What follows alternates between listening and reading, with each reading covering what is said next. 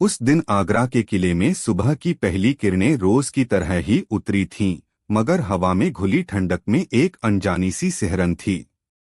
यमुना का पानी खामोश था और आसमान का रंग भी कुछ फीका फीका सा लग रहा था। दीवान-ए-आम में जब शहंशाह हिंद जलालुद्दीन मोहम्मद अकबर अपने आलीशान तख्त पर विराजे, तो उनकी अनुभवी आंखों ने दरबार के बदले हुए मिजाज को एक पल में भांप लिया था।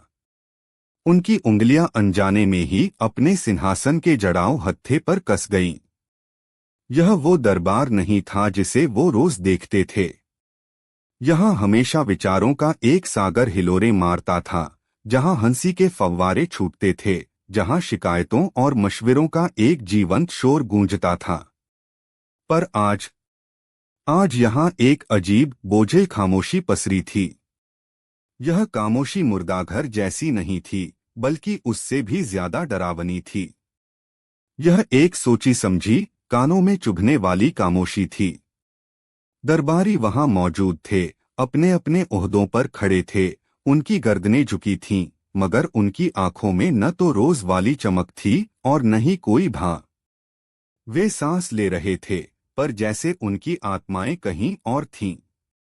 शहंशाह ने अपनी भारी आवाज में माहौल को तोड़ने की कोशिश की। आज सब कुछ इतना शांत क्यों है? क्या सल्तनत में सब खैरियत तो है? उनकी आवाज पूरे हॉल में गूंजकर दीवारों से टकराई और फिर उसी खामोशी में गुम हो गई। कुछ पल के लिए लगा जैसे उन्होंने किसी बहरी महफिल को संबोधित किया हो। फिर खजाने के मंत्री इनायत खान ने धीरे से सिर उठाया और सपाट आवाज में कहा, अल्लाह का करम है जहांपना। सल्तनत में सब अमन चैन है। उसकी आवाज में न कोई जोश था, न कोई भावना। बस कोरे शब्द थे, जो हवा में तैरकर मर गए। अकबर को यह जवाब किसी जहरीले तीर की तरह चुभा। सब अमन चैन है, उनका दिल चीखकर कहना चाहता था। तो फिर यह मुर्दा शांति क्यों?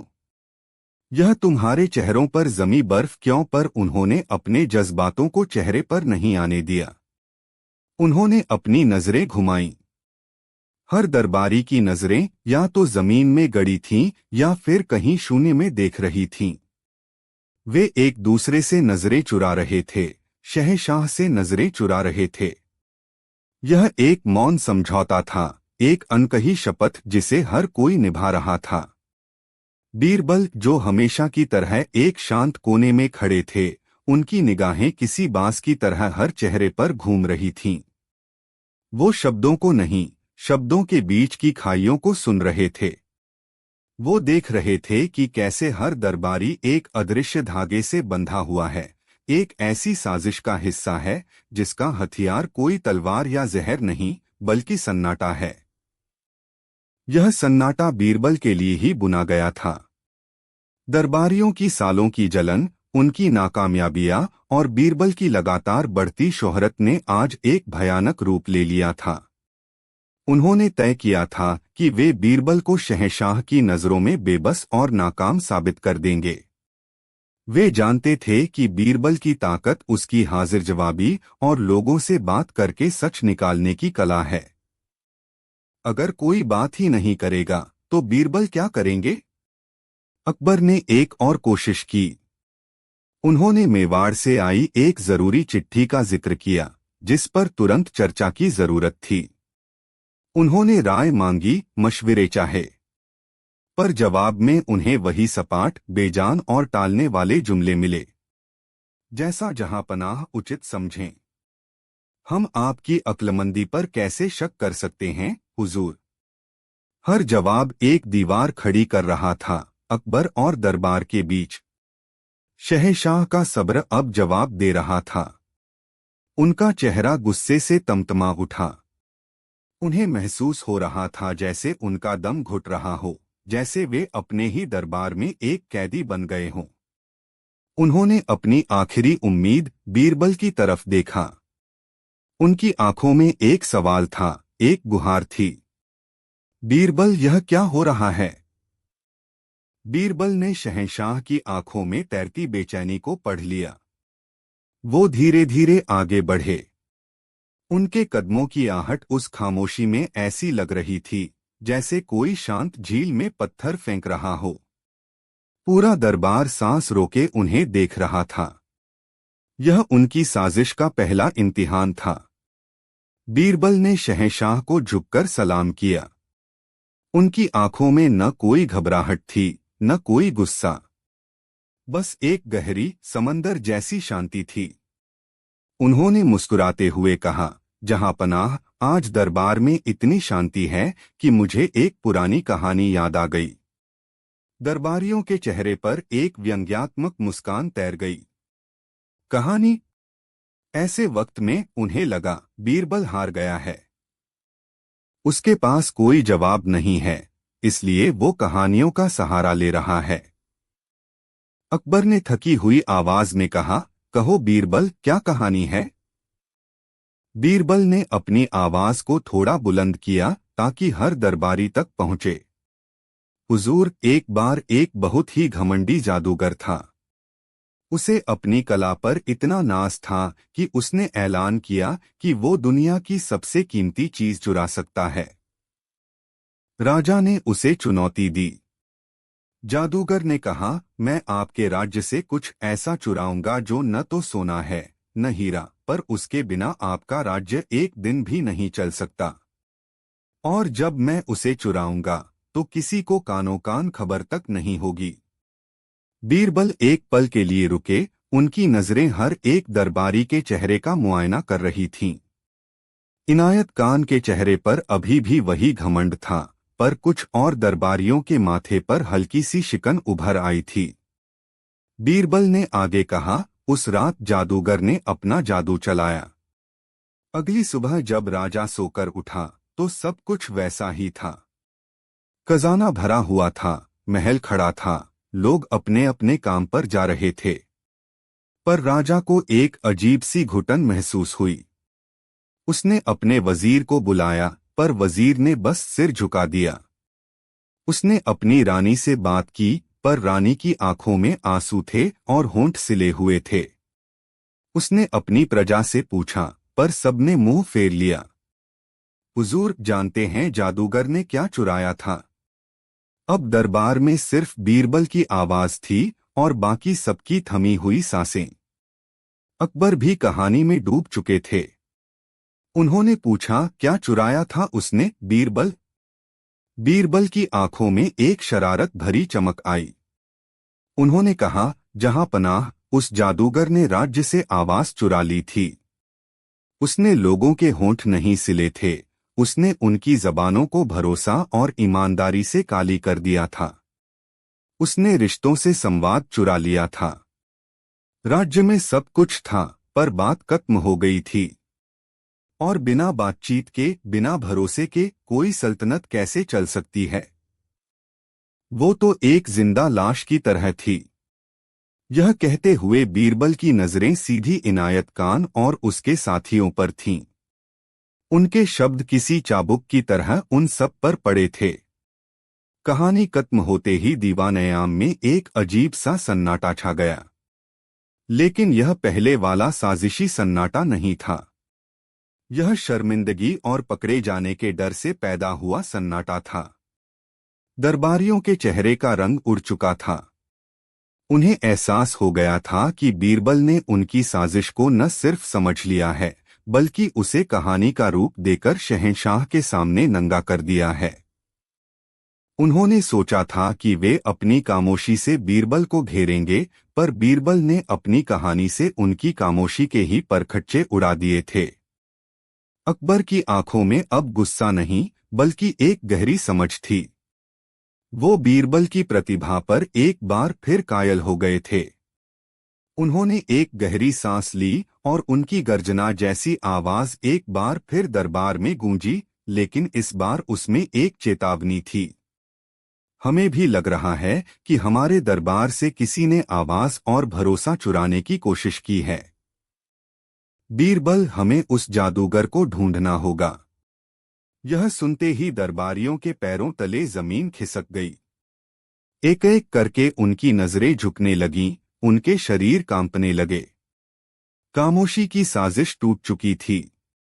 कुछ ही पलों में एक दरबारी डर के मारे आगे आया और उसने कांपती आवाज में बोलना शुरू कर दिया, हुजूर मुझे माफ कर दें। और फिर एक के बाद एक सब बोलने लगे। वो खामोशी जो एक हथियार बनने चली थी अब एक कबूलनामे के शोर में बदल गई थी।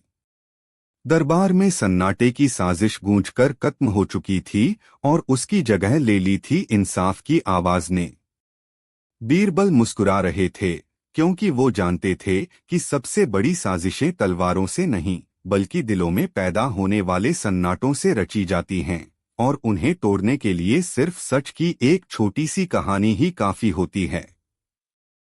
उस दिन के बाद दीवान-ए-आम में खामोशी फिर कभी इतनी भयावह नहीं हुई क्योंकि हर कोई जान गया था कि बीरबल की निगाहें सिर्फ होठों को नहीं दिलों की धड़कनों को भी पढ़ना जानती हैं। उस दिन आगरा की हवा में एक अजीब सी नमी थी, जैसे आसमान ने रात भर चुपचाप आंसू बहाए हों।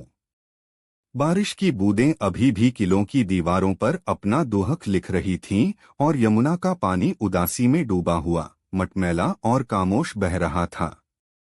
शहंशाह अकबर जब अपने कक्ष की खिड़की पर खड़े बाहर देख रहे थे तो उन्हें यह मौसम सल्तनत के मिजाज का आईना लग रहा था। कुछ था जो टूट गया था, कुछ था जो खो गया था। यह सिर्फ एक इंसान की मौत नहीं थी, यह कला की आत्मा पर लगा एक गहरा जख्म था। उस्ताद मुराद वो नाम जो सिर्फ एक चित्रकार का नहीं बल्कि रंगों में जान फूंक देने वाले जादूगर का था, अब इस दुनिया में नहीं थे। उनकी मौत की खबर दरबार में एक बर्फीली हवा की तरह फैली थी जिसने हर किसी की जुबान पर ताला लगा दिया था। कोतवाल ने अपनी रिपोर्ट में इसे एक शांत और स्वाभाविक मृत्यु बताया था। उस्ताद अपने स्टूडियो में अपनी आराम कुर्सी पर पाए गए थे, जैसे बस एक गहरी नींद में सो गए हों। पर अकबर का दिल यह मानने को तैयार नहीं था। एक इंसान जो अपनी तूलिका से तूफान और अपनी आंखों से जिंदगी रचता हो, वो इतनी खामोशी से दुनिया छोड़कर कैसे जा सकता है। शहंशाह के दिल में एक कांटा चुभ रहा था, एक ऐसा शक जिसका कोई चेहरा नहीं था। और इस शक को और भी गहरा कर रही थी एक और खामोशी, उस्ताद मुराद की 7 साल की बेटी ज़ारा की खामोशी। वो उस रात अपने पिता के साथ स्टूडियो में ही थी। उसने जो कुछ भी देखा या सुना वो उसके नन्हे से दिल पर ऐसा कहर बनकर टूटा कि उसकी आवाज ही कहीं खो गई। जब लोगों ने उसे देखा तो वो अपने पिता के ठंडे हाथ को पकड़े शून्य में ताकती हुई एक पत्थर की मूरत बनी बैठी थी। उसकी आंखों में न आंसू थे न डर, बस एक अंधीन गहरा सन्नाटा था। हकीमों ने कहा यह सदमे का असर है, वक्त के साथ शायद आवाज लौट आए। पर अकबर जानते थे कि ज़ारा का सन्नाटा सिर्फ एक बीमारी नहीं बल्कि एक राज पर पड़ा हुआ पर्दा है। दीवान-ए-कास में माहौल बेहद बोझिल था। अकबर ने अपनी नजरें उठाईं और उस एक इंसान को ढूंढा जो हमेशा अंधेरे में रोशनी की एक किरण लेकर आता था। बीरबल। बीरबल, शहंशाह की आवाज में एक अनकही पीड़ा थी। कोतवाल कहता है सब कुछ साफ है, पर हमारी आंखें कुछ और देख रही हैं और हमारा दिल कुछ और महसूस कर रहा है। उस्ताद मुराद की मौत हमें एक सुलझी हुई पहेली लग रही है, जिसके हर टुकड़े को किसी ने बड़ी चालाकी से उसकी सही जगह पर तो रख दिया है, पर तस्वीर फिर भी अधूरी है। बीरबल ने शहंशाह की आंखों में तैरती बेचैनी को पढ़ लिया। उन्होंने अदब से झुककर कहा, जहां पनाह, कभी कभी सच वहां नहीं होता जहां शोर होता है। सच अक्सर सबसे गहरे सन्नाटों में सांस लेता है। कोतवाल ने सबूतों को देखा है, पर शायद वो उस खामोशी को नहीं सुन पाया जो उस्ताद के स्टूडियो की दीवारों में अभी भी गूंज रही है। और ज़ारा, अकबर ने पूछा। उनकी आवाज में एक पिता की चिंता थी।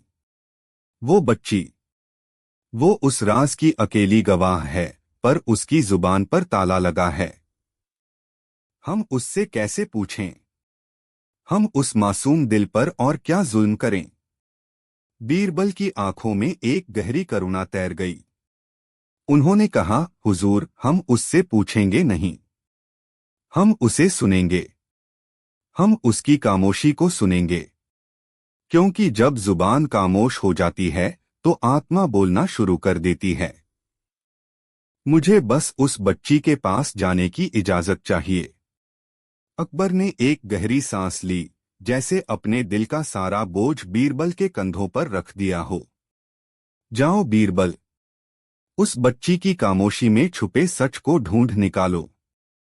हमें उस्ताद मुराद के लिए इंसाफ चाहिए और उस बच्ची के लिए सुकून। जब बीरबल उस्ताद मुराद के घर पहुंचे तो वहां मातम का सन्नाटा पसरा हुआ था। घर की हर चीज अपनी जगह पर थी, पर हर चीज से एक आत्मा गायब थी। ज़ारा एक कोने में खिड़की के पास बैठी थी। उसकी छोटी सी देह में कोई हरकत नहीं थी। उसकी आंखें बाहर बरसती बूंदों को देख रही थीं, पर ऐसा लगता था जैसे वो उन्हें देख ही नहीं रही। वो अपने ही अंदर की किसी दुनिया में कैद थी। बीरबल उसके पास जमीन पर बैठ गए। उन्होंने कुछ कहा नहीं, कुछ पूछा नहीं। वो बस खामोशी से बैठ गए, जैसे वो भी इस घर के दुहक का एक हिस्सा हो। घंटों बीत गए। सूरज ढल गया। कमरे में अंधेरा घिरने लगा, पर बीरबल वहीं बैठे रहे। ज़ारा ने एक बार भी उनकी तरफ नहीं देखा। बीरबल के लिए यह पहली परीक्षा थी, धैर्य की परीक्षा। वो जानते थे कि एक डरे हुए परिंदे के दिल में भरोसा जगाने के लिए खुद को एक पेड़ की तरह स्थिर और शांत बनाना पड़ता है। अगले दिन बीरबल फिर आए। इस बार उनके हाथ में कुछ नहीं था सिवाय वक्त के। वो फिर से ज़ारा से कुछ दूर बैठ गए। उन्होंने धीरे धीरे अपने थैले से एक सितार निकाला, वही सितार जिसे उस्ताद मुराद अक्सर बजाया करते थे। बीरबल ने सितार को अपनी गोद में रखा, पर उसे बजाया नहीं। उन्होंने बस अपनी उंगलियां उसके तारों पर धीरे धीरे फेरीं। एक भी सुर नहीं निकला, पर उन तारों का हल्का सा कंपन कमरे की खामोशी में घुल गया। अचानक बीरबल ने महसूस किया कि ज़ारा की शून्य में ताकती आंखों में एक हल्की सी हरकत हुई है। उसने सितार की तरफ नहीं देखा, पर उसकी उंगलियां, जो अब तक बेजान सी उसकी गोद में पड़ी थीं, हल्की सी कांपी। बीरबल के दिल में उम्मीद की एक छोटी सी लौ जली। यह एक इशारा था, खामोशी की भाषा में पहला शब्द। ज़ारा के मन का ताला पूरी तरह जंग नहीं खाया था, उसकी चाबी कहीं आसपास ही थी। बीरबल ने यह सिलसिला जारी रखा। वो रोज आते, कभी सितार लेकर, कभी उस्ताद के अधूरे कैनवस और रंगों के बक्से लेकर। वो उन्हें बस ज़ारा के आसपास रख देते, जैसे वो चीजें खुद ज़ारा से बात करना चाहती हों। वो इंतजार कर रहे थे कि ज़ारा की यादों का कौन सा धागा इन चीजों को छूकर झंझना उठेगा। इस बीच बीरबल ने अपनी जांच दूसरे सिरे से भी शुरू कर दी थी। वो जानते थे कि उस्ताद मुराद जैसे सच्चे और बेबाक कलाकार के दोस्त कम और दुश्मन ज्यादा होते हैं। उनकी कला आईना थी, और हर कोई आईने में अपना असली चेहरा देखने की हिम्मत नहीं रखता। पहला शक गया नवाब फैज अली पर। एक बेहद अमीर और मगरूर नवाब, जिसने हाल ही में उस्ताद मुराद से अपना एक विशाल चित्र बनवाया था। अफवाह थी कि नवाब उस चित्र से खुश नहीं था। बीरबल नवाब से मिलने उसके महल पहुंचे। नवाब फैज अली मखमल के गद्दों पर बैठा हुक्का पी रहा था। उसके चेहरे पर उस्ताद की मौत का कोई अफसोस नहीं था। हाँ, सुना मैंने। बड़ा अफसोस हुआ, उसने बड़ी बेपरवाही से कहा। अल्लाह की मर्जी। वैसे भी वो आदमी बड़ा जिद्दी था। कलाकार था, पर दुनियादारी की समझ नहीं थी। कैसी जिद नवाब साहब? बीरबल ने बड़ी विनम्रता से पूछा। नवाब के चेहरे पर एक पल के लिए गुस्सा कौंध गया। मैंने उसे एक चित्र बनाने को कहा था, मेरी शानो शौकत दिखाने वाला। और उस गुस्ताख ने मेरी आंखों में क्या बना दिया, खुदा जाने। कहता था नवाब साहब, मैं वो नहीं बना सकता जो है नहीं। मैं वही बनाऊंगा जो मुझे दिखता है। मैंने उसे चित्र बदलने को कहा पर वो नहीं माना। कहता था यह उसकी कला की तौहीन है। बीरबल ने नवाब के हाथ की उंगली में पहनी एक बड़ी पन्ने की अंगूठी को गौर से देखा। तो क्या वो चित्र अभी भी आपके पास है? नहीं, नवाब ने झल्लाकर कहा। मैंने वो अधूरा चित्र उसी के मुंह पर फेंक दिया था। मुझे ऐसी सच्चाई नहीं देखनी जो मेरी इज्जत पर दाग लगाए। दूसरा शक था रहमत खान पर, जो खुद एक चित्रकार था पर हमेशा उस्ताद मुराद की परछाई में दबा रहा। उस्ताद को मिलने वाला शाही सम्मान और शोहरत उसकी आंखों में कांटे की तरह चुभते थे। बीरबल उसकी छोटी सी अंधेरी कार्यशाला में पहुंचे। रहमत खान के चेहरे पर दुहक का एक मुखौटा था, पर उसकी आंखों में एक दबी हुई चमक थी जिसे बीरबल ने तुरंत पहचान लिया। बड़ा नुकसान हो गया सल्तनत का, रहमत ने आह भरकर कहा। मुराद जैसा कलाकार सदियों में एक पैदा होता है। अब उसकी जगह कौन लेगा? उसकी आवाज में अफसोस से ज्यादा एक खाली जगह को भरने की उम्मीद थी। आपकी कला भी तो माशाअल्लाह है, रहमत खान, बीरबल ने कहा।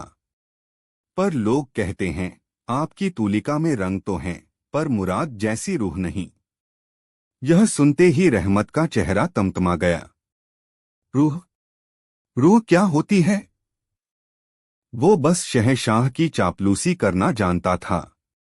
वो लोगों के चेहरों पर वो लिख देता था जो वो देखना चाहते थे। मैं हकीकत बनाता हूँ, सपनों के सौदागरों की तरह झूठ नहीं। उसका जहर शब्दों के रास्ते बाहर आ रहा था। तीसरा सिरा जुड़ा था एक सूदखोर करमचंद से। पता चला था कि उस्ताद मुराद ने अपनी बेटी के भविष्य के लिए उससे कुछ कर्ज लिया था और उसे चुकाने में देर हो रही थी। करमचंद एक लालची और कठोर इंसान था। जब बीरबल उससे मिले तो उसने आंसू बहाने का नाटक किया। हाय अल्लाह, मेरा तो सब लुट गया। मुराद भाई ने वादा किया था कि वो नवाब का चित्र पूरा होते ही मेरा सारा पैसा लौटा देंगे। अब मैं कहाँ जाऊंगा? बीरबल ने तीनों से बात की। तीनों के पास वजह थी, तीनों की बातों में जहर था, पर सबूत किसी के खिलाफ नहीं था। सच का धागा अभी भी ज़ारा की खामोशी में उलझा हुआ था। एक हफ्ता बीत चुका था। बीरबल का धैर्य अब उनके दिल में एक गहरी उदासी में बदल रहा था। उन्हें लगने लगा था कि शायद वो नाकाम हो रहे हैं।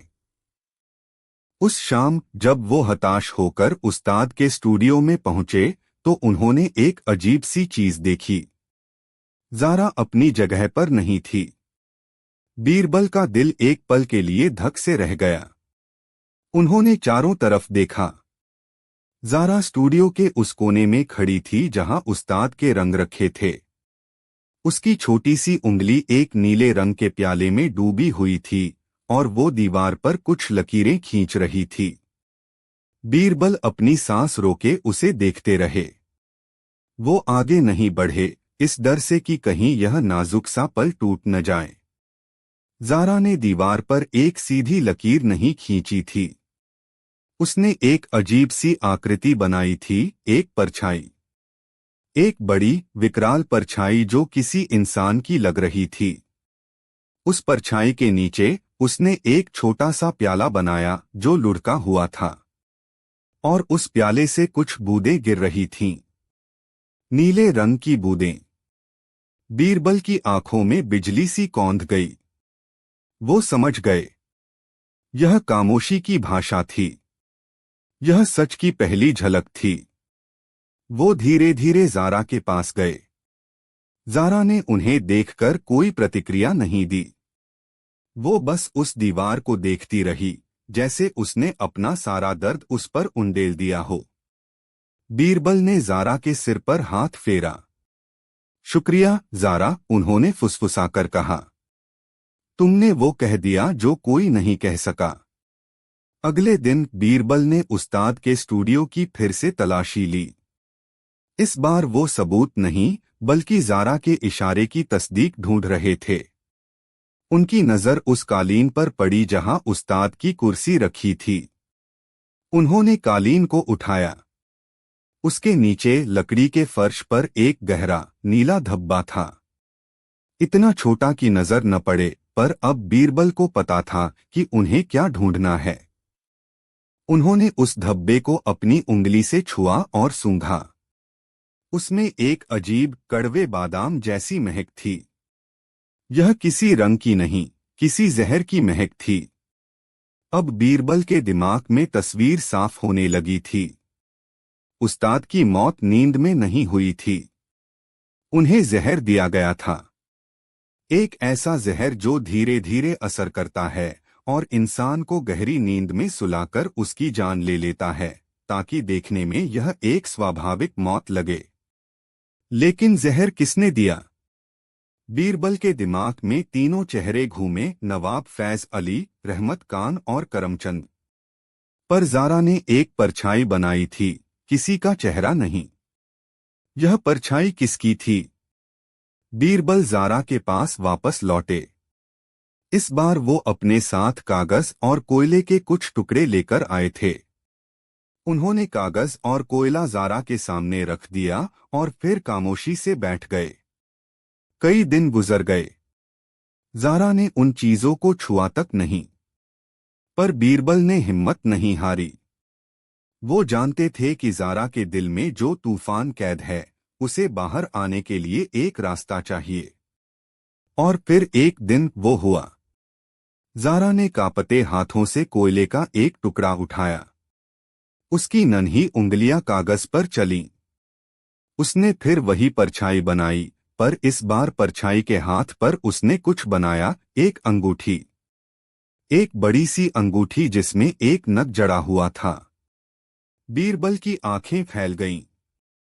यह वही अंगूठी थी, नवाब फैज अली की पन्ने वाली अंगूठी।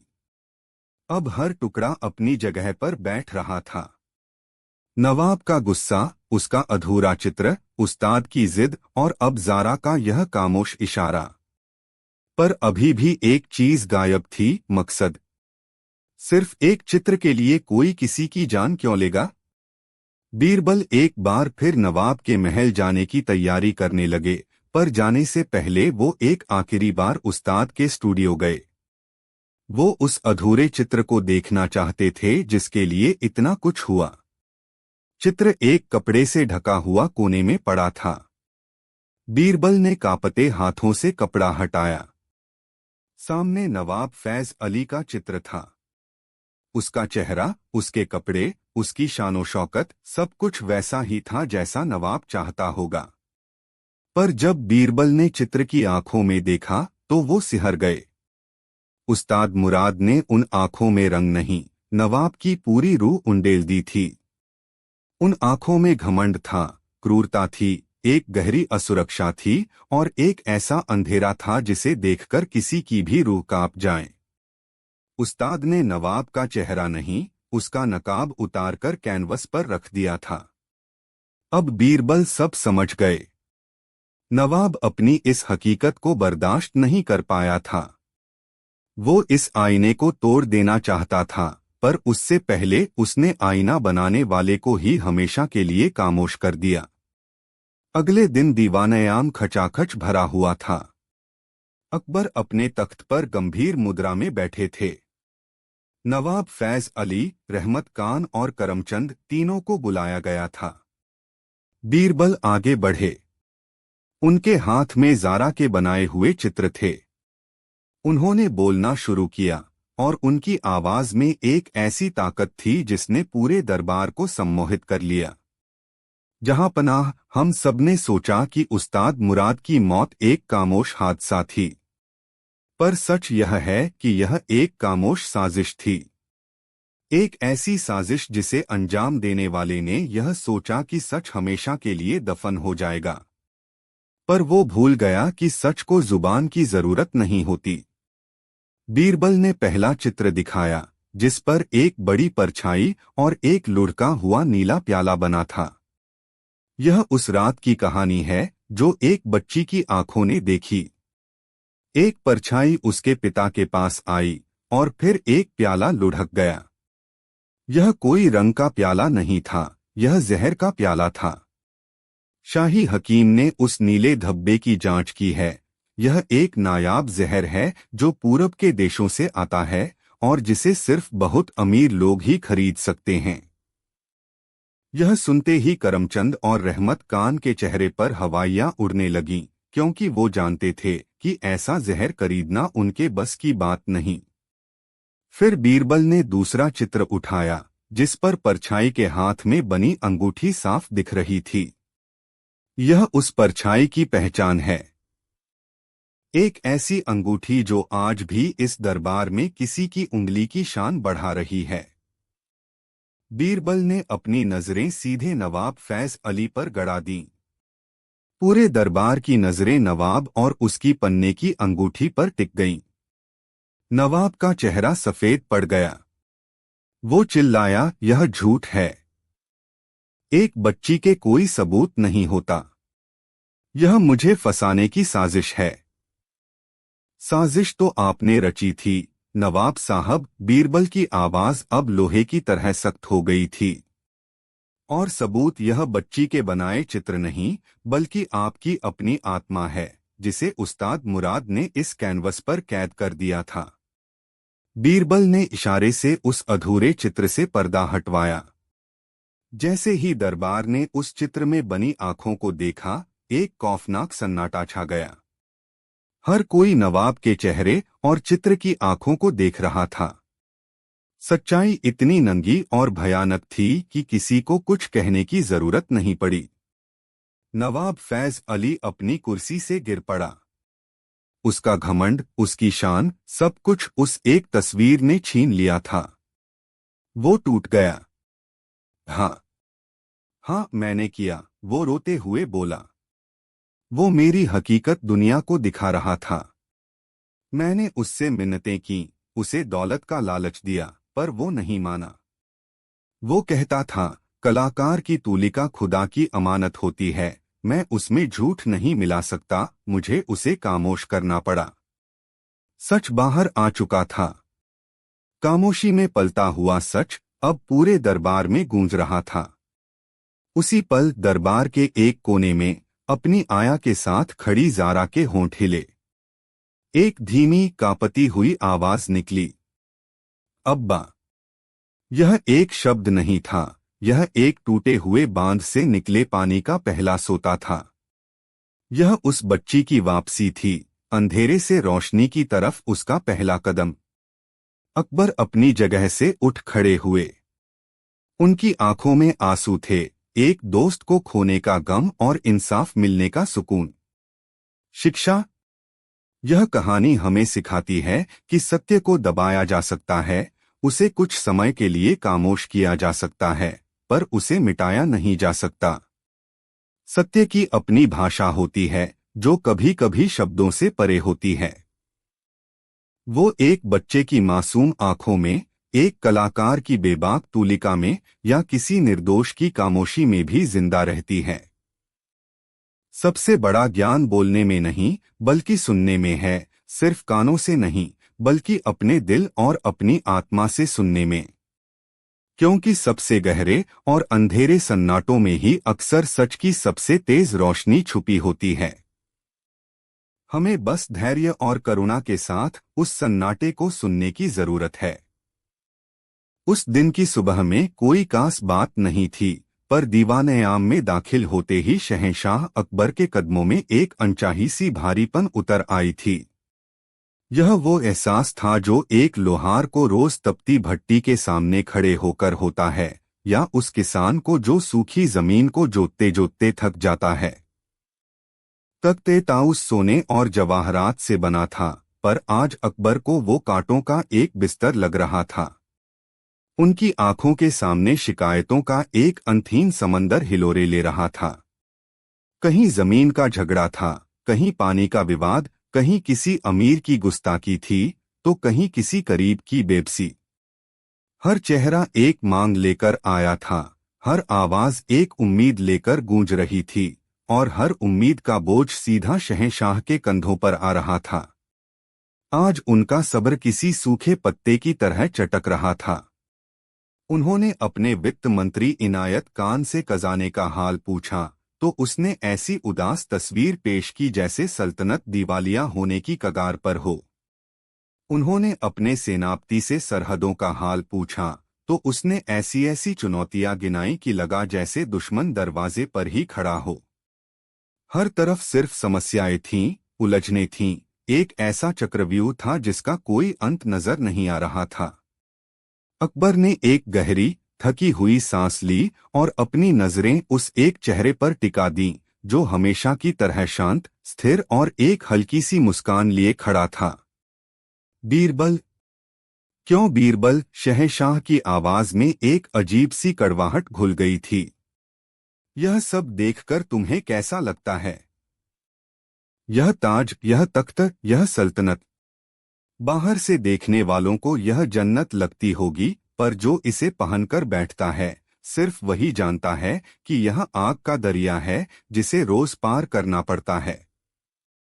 तुम तो बड़े अक्लमंद हो, हर मुश्किल का हल तुम्हारी जुबान पर होता है।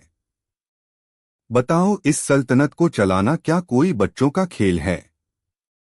दरबार में एक पल के लिए सन्नाटा छा गया। शहंशाह का गुस्सा और उनकी बेबसी हवा में तैर रही थी। बीरबल ने अदब से सिर झुकाया।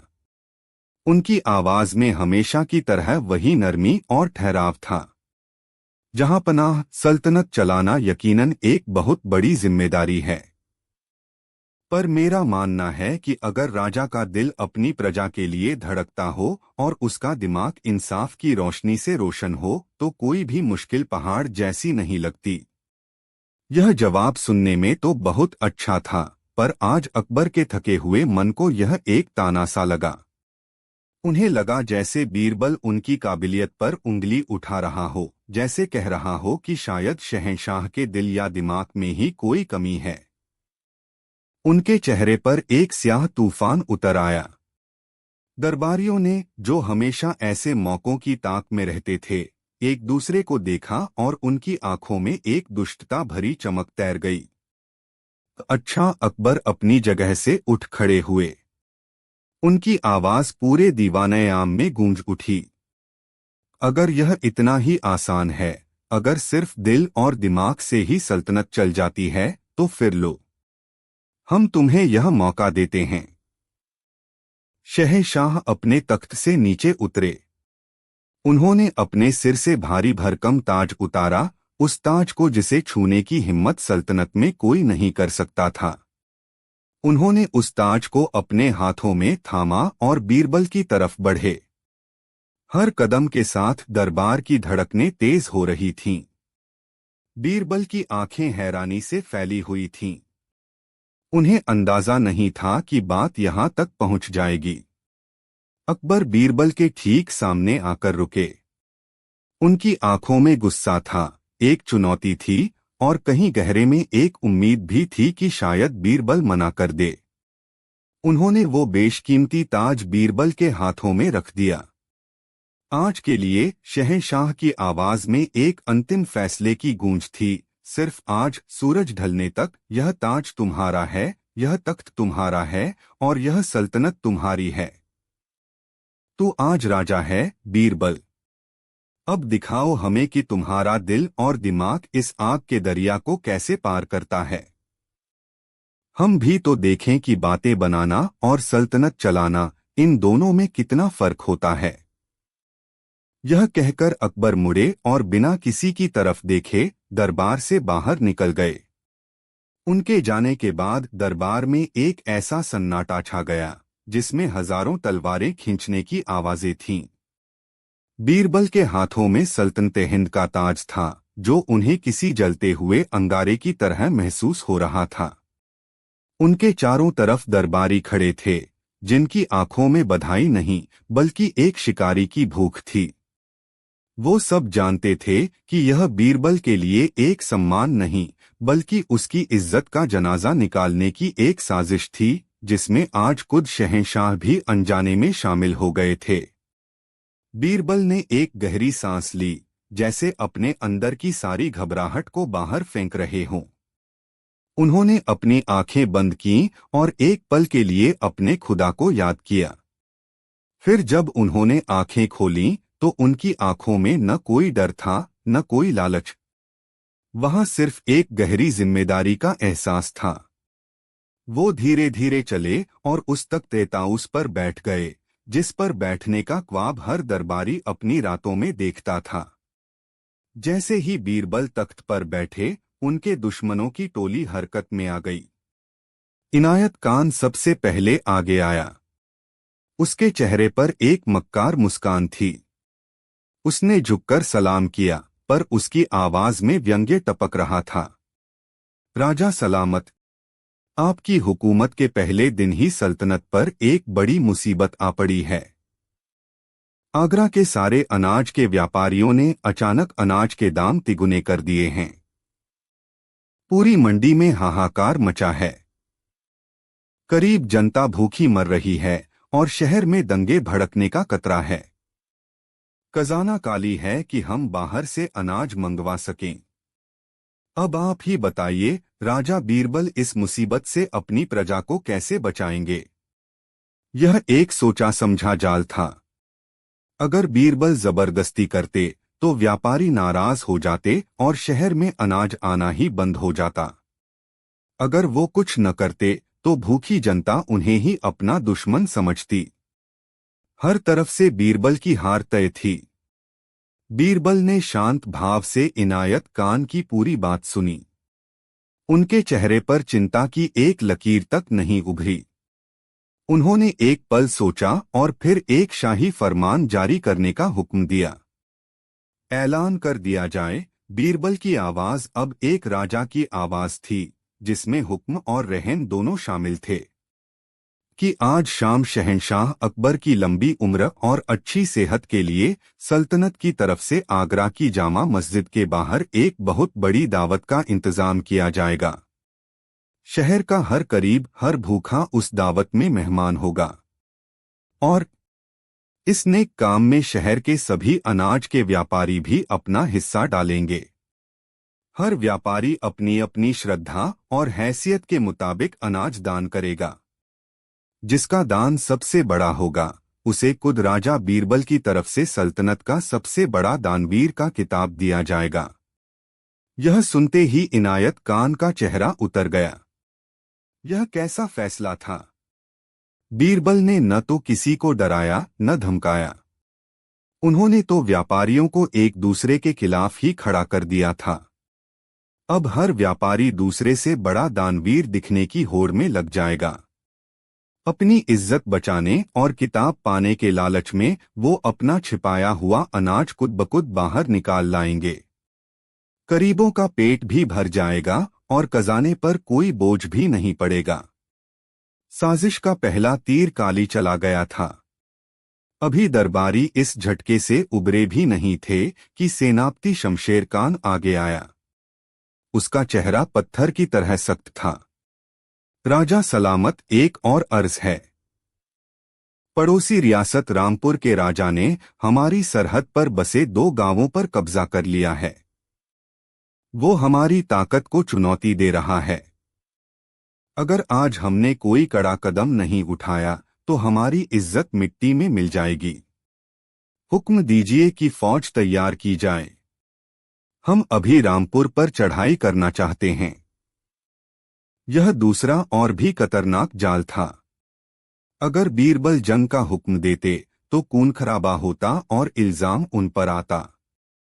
अगर वो मना करते तो उन्हें एक कायर और कमजोर राजा मान लिया जाता। बीरबल कुछ देर खामोश रहे। उनकी आंखें बंद थीं, जैसे वो किसी गहरी सोच में डूबे हों। फिर उन्होंने आंखें खोलीं और शमशेर खान की तरफ देखा। सेनापति, जंग किसी मसले का हल नहीं होती।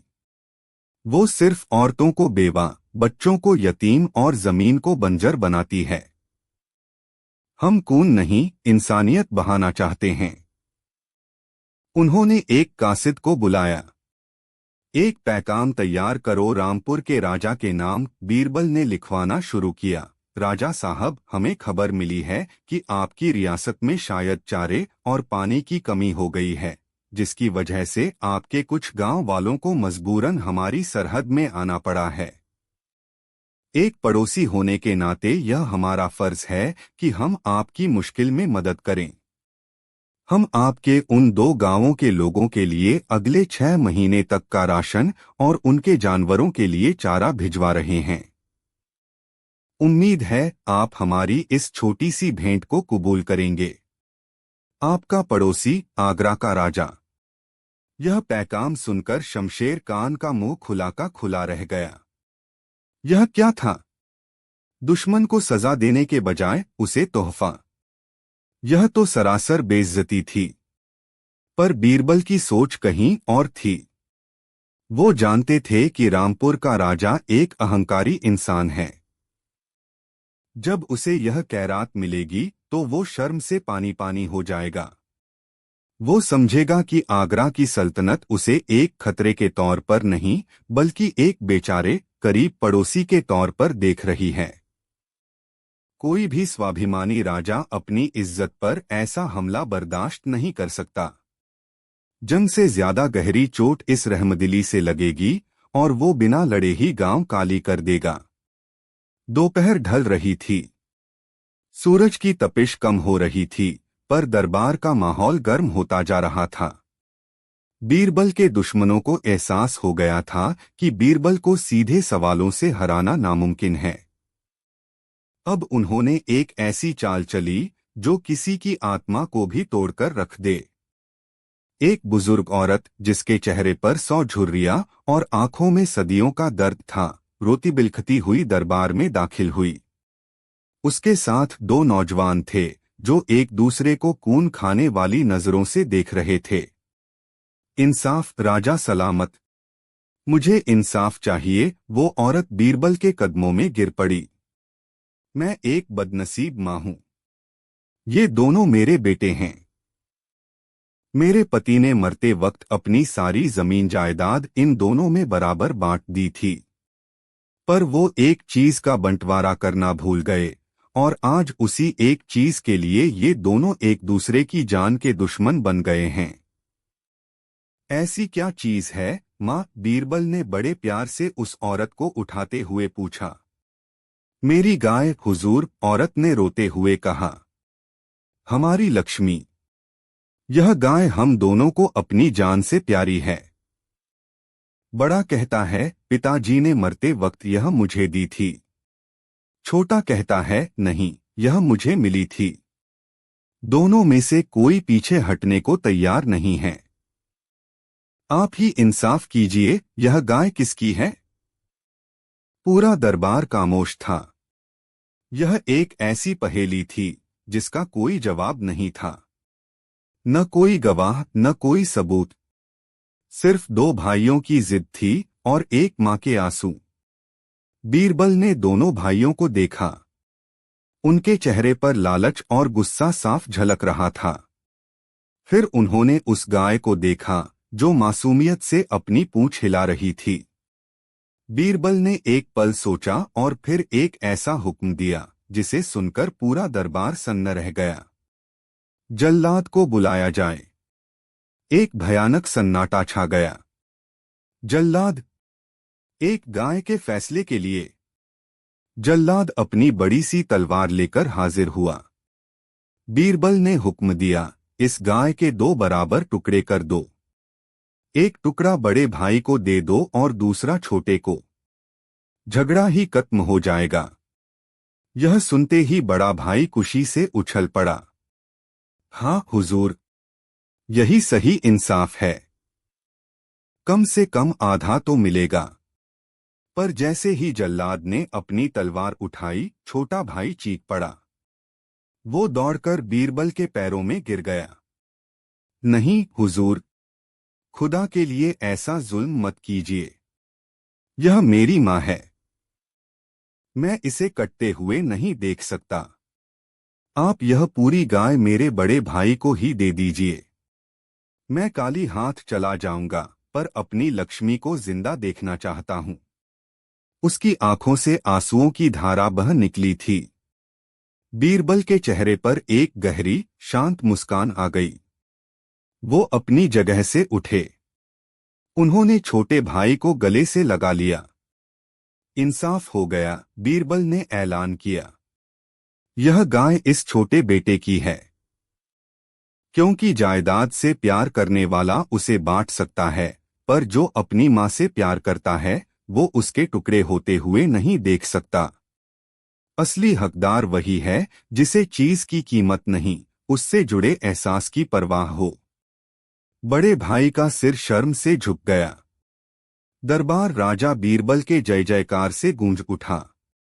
उनके दुश्मनों के चेहरे ऐसे हो गए थे जैसे किसी ने उन पर कालिख पोत दी हो। सूरज अब डूबने वाला था। दिन खत्म हो रहा था। बीरबल का इम्तिहान भी खत्म हो रहा था। वो तख्त पर बैठे हुए थे, पर उनका चेहरा थकन से बोझिल था। उन्होंने आज महसूस किया था कि अकबर रोज किस दर्द से गुजरते हैं। यह तख्त सच में कांटों का बिस्तर था। तभी शहंशाह अकबर खुद दरबार में दाखिल हुए। वो पूरे दिन झरोखे से सब कुछ देख रहे थे। उनका गुस्सा अब शर्मिंदगी और फक्र में बदल चुका था। उन्होंने देखा था कि कैसे बीरबल ने हर चुनौती का सामना सिर्फ अक्ल से नहीं बल्कि दिल से किया था। अकबर धीरे धीरे तख्त की तरफ बढ़े। बीरबल फौरन अपनी जगह से उठ खड़े हुए। उन्होंने वो ताज जो सुबह से उनके सिर पर एक बोझ की तरह रखा था, उतारा और दोनों हाथों से अकबर की तरफ बढ़ा दिया। शहंशाह, आपका दिन खत्म हुआ और मेरी जिम्मेदारी भी। बीरबल की आवाज में एक गहरा सुकून था। यह अमानत आपकी है और आप ही के पास महफूज है। अकबर ने ताज नहीं लिया। उन्होंने आगे बढ़कर बीरबल को गले से लगा लिया। उनकी आंखों में आंसू थे। नहीं बीरबल, शहंशाह की आवाज भावनाओं से भारी थी। आज तुमने मुझे हराया नहीं, तुमने मुझे जिता दिया है। तुमने मुझे आईना दिखाया है। मैं इस तख्त के बोझ तले अपनी रूह को थका बैठा था। मैं भूल गया था कि राजा का काम सिर्फ फैसले सुनाना नहीं बल्कि अपनी प्रजा के दर्द को महसूस करना भी होता है। तुमने एक दिन में सल्तनत नहीं चलाई, तुमने सल्तनत को जीना सिखा दिया है। तू आज सिर्फ एक दिन के लिए राजा था बीरबल, पर तूने मुझे पूरी जिंदगी के लिए शहंशाह होने का सही मतलब सिखा दिया है। उस शाम जब सूरज डूबा तो आगरा के आसमान का रंग बहुत गहरा था, पर उस रंग में उदासी नहीं, एक नई उम्मीद की रोशनी थी। बीरबल ने साबित कर दिया था कि सबसे बड़ी ताकत तलवार या खजाने में नहीं बल्कि इंसान के दिल में बसने वाले रहम और दिमाग में जलने वाले इंसाफ के चिराग में होती है। और एक सच्चा राजा वही होता है जो ताज का बोझ नहीं, अपनी प्रजा के भरोसे का वजन उठाना जानता हो। आगरा के उस आलीशान दीवान-ए-आम में हवा भी जैसे इजाजत लेकर बहती थी, पर उस दिन हवा में एक अजीब सी नमी थी, एक ऐसी नमी जो बारिश की नहीं बल्कि किसी के आंसुओं की थी। शहंशाह जलालुद्दीन मोहम्मद अकबर अपने तख्त पर बैठे थे, पर उनके चेहरे पर सल्तनत के मालिक का रौब नहीं बल्कि एक पिता की बेबसी थी जो अपने एक जिद्दी बच्चे से तंग आ चुका हो। उनकी नजरें बार बार एक दरबारी पर जाकर टिक जाती थीं और हर बार उनके माथे पर बल पड़ जाते थे। वो दरबारी था इनायतुल्लाह खान। इनायतुल्लाह खान कोई मामूली दरबारी नहीं था। वो होशियार था, पढ़ा लिखा था और अपनी राय रखने में कभी पीछे नहीं रहता था। पर उसकी एक आदत ने पूरे दरबार की नाक में दम कर रखा था। इनायतुल्लाह खान हर बात पर रोता था। सूरज अगर ज्यादा तेज चमकता तो उसे करीब किसानों की सूखी जमीन याद आ जाती और उसकी आंखों से झरने बहने लगते। अगर बारिश होती तो उसे उन बेघर लोगों की याद आ जाती जिनकी छतें टपकती होंगी, और वो हिचकियां ले लेकर रोना शुरू कर देता। किसी की तरक्की पर वो खुशी के आंसू बहाता तो किसी की नाकामी पर उसके दुहक में शामिल होकर ऐसे दहाड़े मारकर रोता कि जिसका दुहक था वो भी उसे चुप कराने में लग जाता। शुरू शुरू में दरबारियों को और कुछ शहंशाह को भी लगा कि इनायतुल्लाह एक बेहद नर्म दिल, हसास और रहमदिल इंसान है। उसका दिल मोम का बना है जो दूसरों का दर्द देखकर पिघल जाता है। पर धीरे धीरे यह रहमदिली एक मुसीबत बनती जा रही थी। दरबार में कोई भी गंभीर मसला आता, कोई मुश्किल फैसला लेना होता और जैसे ही इनायतुल्लाह की राय पूछी जाती, वो पहले तो एक गहरी दर्द भरी आह भरता और फिर उसकी आंखों से गंगाजमुना बहानी शुरू हो जाती। उसकी सिसकियों और हिचकियों के शोर में सारी बहस, सारी दलीलें डूब जाती थीं। माहौल इतना बोझिल और गमगीन हो जाता था कि शहंशाह को मजबूरन उस मसले को अगले दिन के लिए टालना पड़ता था। आज भी कुछ ऐसा ही हुआ। बंगाल से खबर आई थी कि वहां बाढ़ ने भयानक तबाही मचाई है। हजारों लोग बेघर हो गए थे और मदद का इंतजार कर रहे थे। शहंशाह इस मसले पर तुरंत कोई ठोस कदम उठाना चाहते थे। उन्होंने अपने मंत्रियों और सलाहकारों से राय मांगी। जब इनायतुल्लाह की बारी आई तो उसने अपनी आंखों पर हाथ रख लिया और उसके कंधे ऐसे कांपने लगे जैसे उस पर कोई दौरा पड़ गया हो। एक बुजुर्ग औरत जिसके चेहरे पर 100 झुर्रियां और आंखों में सदियों का दर्द था, रोती बिलखती हुई दरबार में दाखिल हुई। उसके साथ 2 नौजवान थे जो एक दूसरे को खून खाने वाली नजरों से देख रहे थे। इंसाफ राजा सलामत, मुझे इंसाफ चाहिए, वो औरत बीरबल के कदमों में गिर पड़ी। मैं एक बदनसीब मां हूं। ये दोनों मेरे बेटे हैं। मेरे पति ने मरते वक्त अपनी सारी जमीन जायदाद इन दोनों में बराबर बांट दी थी, पर वो एक चीज का बंटवारा करना भूल गए और आज उसी एक चीज के लिए ये दोनों एक दूसरे की जान के दुश्मन बन गए हैं। ऐसी क्या चीज है माँ? बीरबल ने बड़े प्यार से उस औरत को उठाते हुए पूछा। मेरी गाय हुजूर, औरत ने रोते हुए कहा। हमारी लक्ष्मी। यह गाय हम दोनों को अपनी जान से प्यारी है।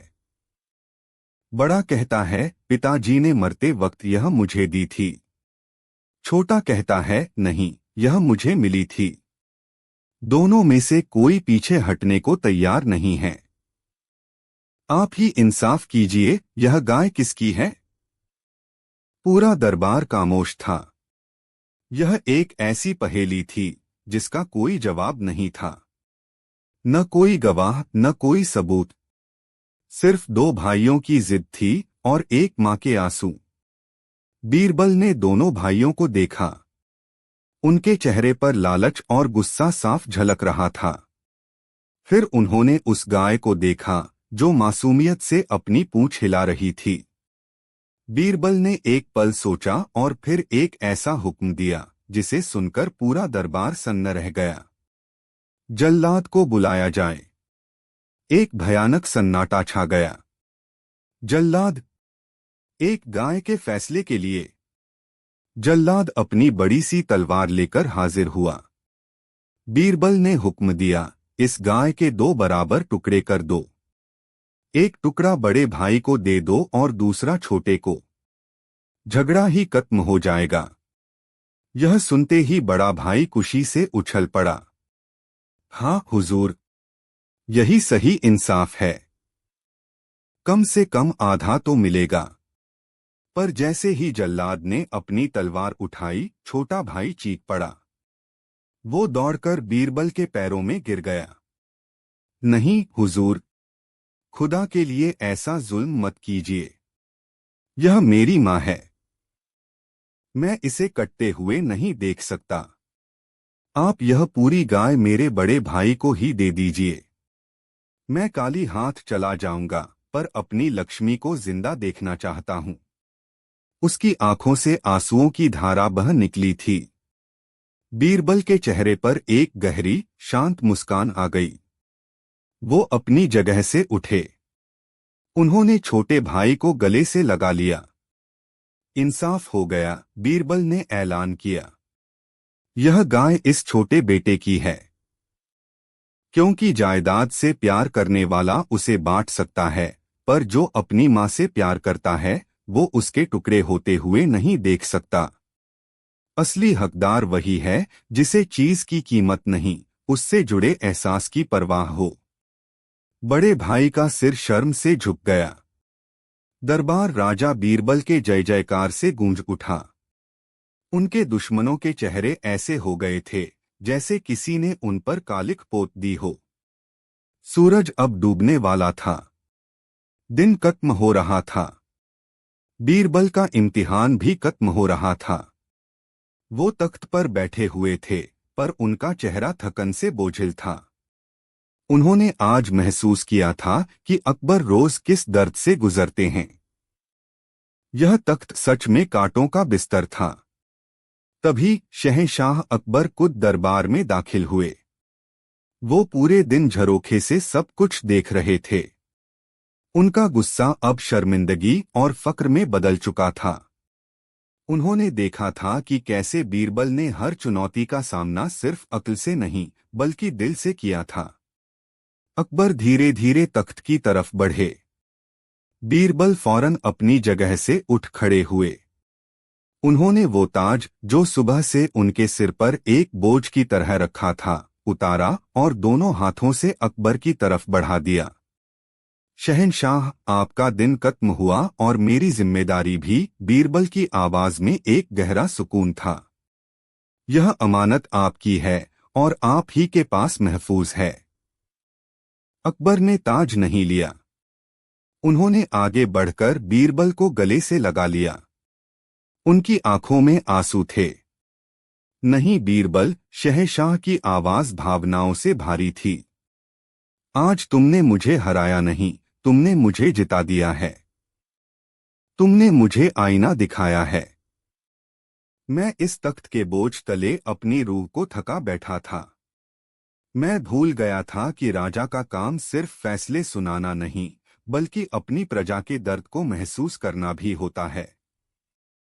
तुमने एक दिन में सल्तनत नहीं चलाई, तुमने सल्तनत को जीना सिखा दिया है।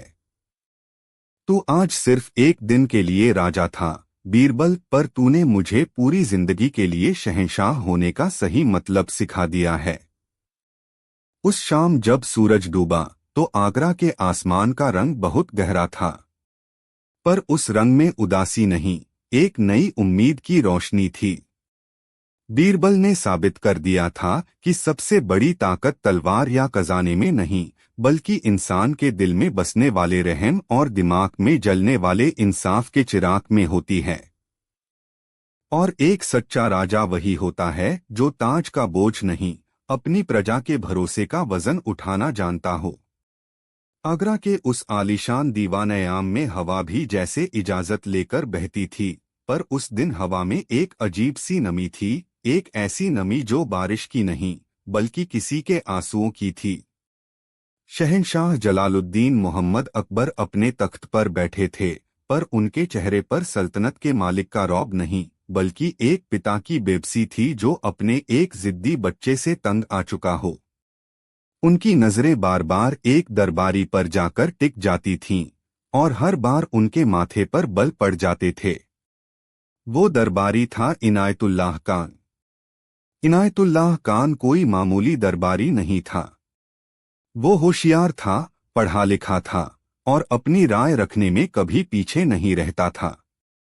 पर उसकी एक आदत ने पूरे दरबार की नाक में दम कर रखा था। इनायतुल्लाह खान हर बात पर रोता था। सूरज अगर ज्यादा तेज चमकता तो उसे करीब किसानों की सूखी जमीन याद आ जाती और उसकी आंखों से झरने बहने लगते। अगर बारिश होती तो उसे उन बेघर लोगों की याद आ जाती जिनकी छतें टपकती होंगी, और वो हिचकियां ले लेकर रोना शुरू कर देता। किसी की तरक्की पर वो खुशी के आंसू बहाता तो किसी की नाकामी पर उसके दुख में शामिल होकर ऐसे दहाड़े मारकर रोता कि जिसका दुख था वो भी उसे चुप कराने में लग जाता। शुरू में दरबारियों को और खुद शहंशाह को भी लगा कि इनायतुल्लाह एक बेहद नर्म दिल, हसास और रहमदिल इंसान है। उसका दिल मोम का बना है जो दूसरों का दर्द देखकर पिघल जाता है।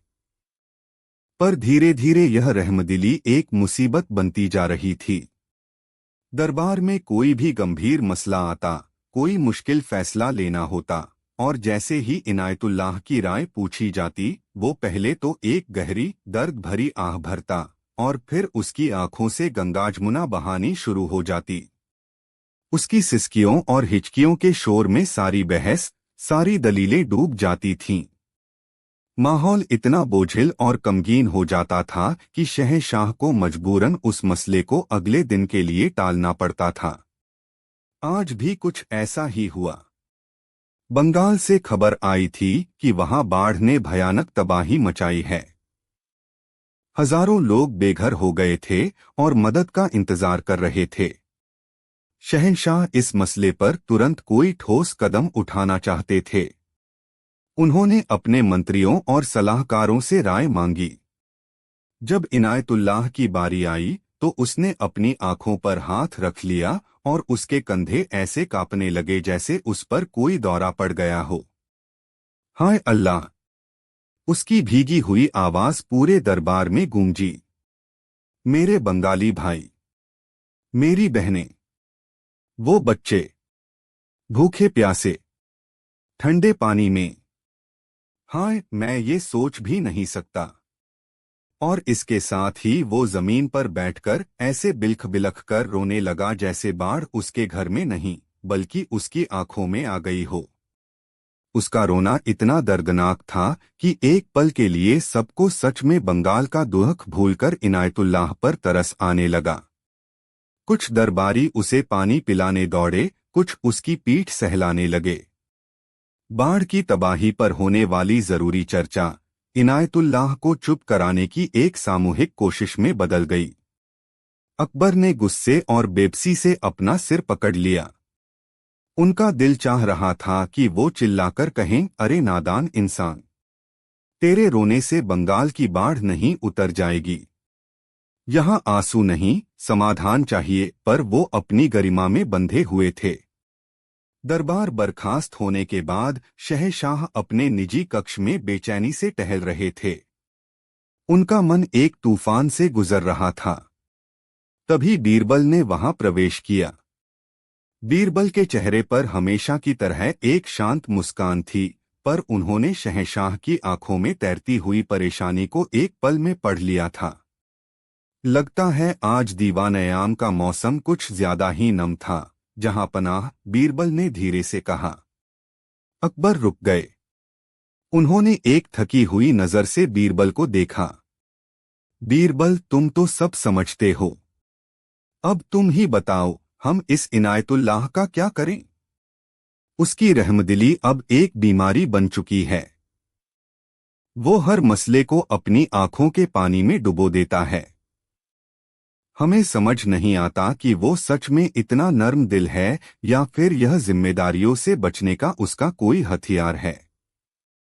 पर हम उसे सजा भी कैसे दें? किसी को उसके नर्म दिल होने की सजा देना कहाँ का इंसाफ है?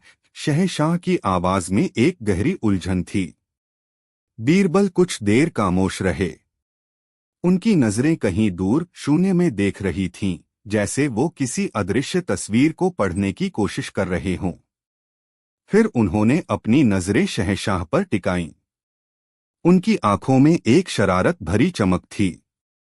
हुजूर, आपने कभी सोचा है कि आंसू भी एक तरह की भाषा होते हैं? कुछ आंसू सच्चे दुख में निकलते हैं, कुछ खुशी में, कुछ पश्चाताप में बहते हैं, तो कुछ सिर्फ अपनी बात मनवाने के लिए या मुश्किलों से भागने के लिए बहाए जाते हैं। इनायतुल्लाह खान की भाषा को समझने के लिए हमें कोई ऐसा काम करना होगा जिससे वो अपनी यह भाषा बोलना ही भूल जाएं। पर कैसे, बीरबल? कैसे? अकबर ने उत्सुकता से पूछा। उसके लिए आपको मुझ पर भरोसा करना होगा, जहांपना, और अगले कुछ दिनों तक दरबार में होने वाले एक छोटे से नाटक में मेरा साथ देना होगा। हमें कांटे को कांटे से ही निकालना होगा। हमें उसके आंसुओं को ही उसका सबसे बड़ा दुश्मन बनाना होगा, बीरबल की आवाज में एक पक्का इरादा था। अकबर को बीरबल की योजना समझ नहीं आई, पर उन्हें उसकी काबिलियत पर पूरा भरोसा था। उन्होंने हामी भर दी। अगले दिन जब दरबार लगा तो माहौल बहुत गंभीर था। बीरबल ने शहंशाह से कुछ कहने की इजाजत मांगी। उनकी आवाज में एक अनूठी संजीदगी थी जो रोज से अलग थी।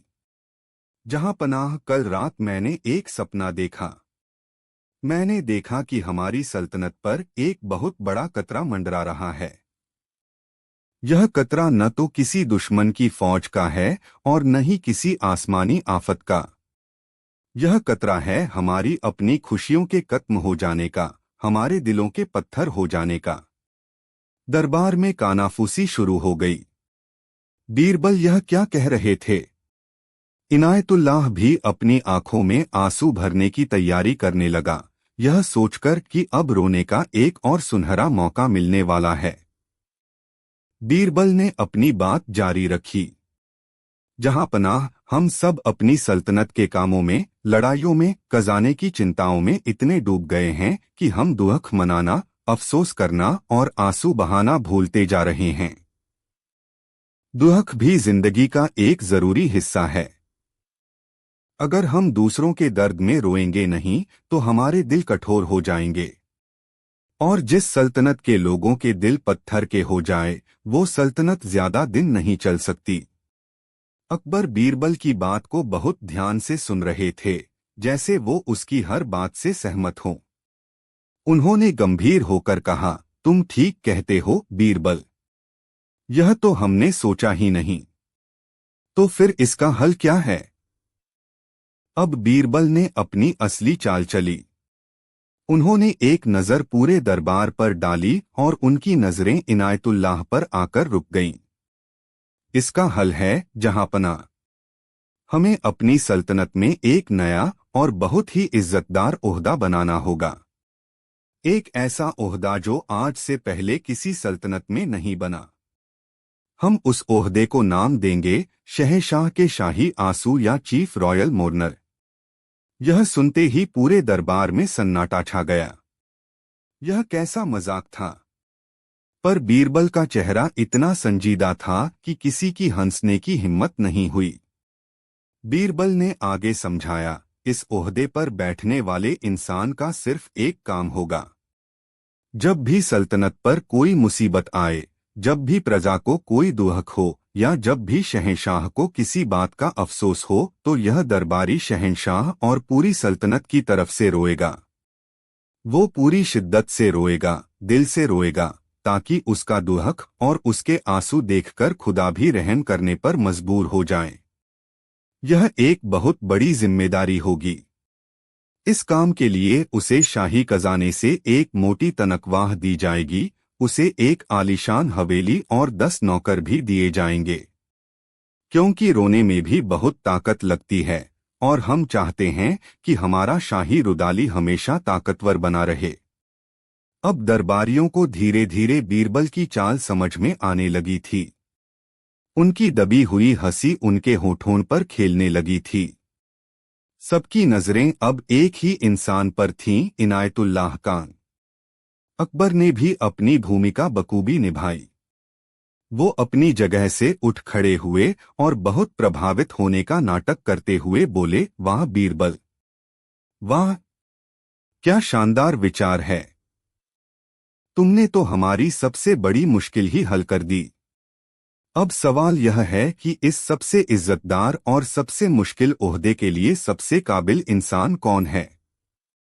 दरबार में ऐसा कौन है जिसके आंसू इतने कीमती हैं, जिसका दिल इतना नर्म है कि वो पूरी सल्तनत का दर्द अपने सीने में महसूस कर सके?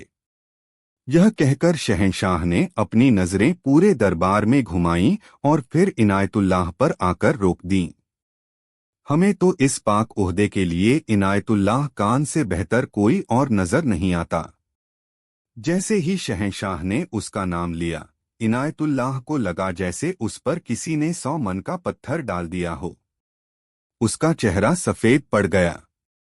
उसकी आंखों में जो आंसू आने के लिए तैयार बैठे थे वो डर के मारे अंदर ही कहीं सूख गए।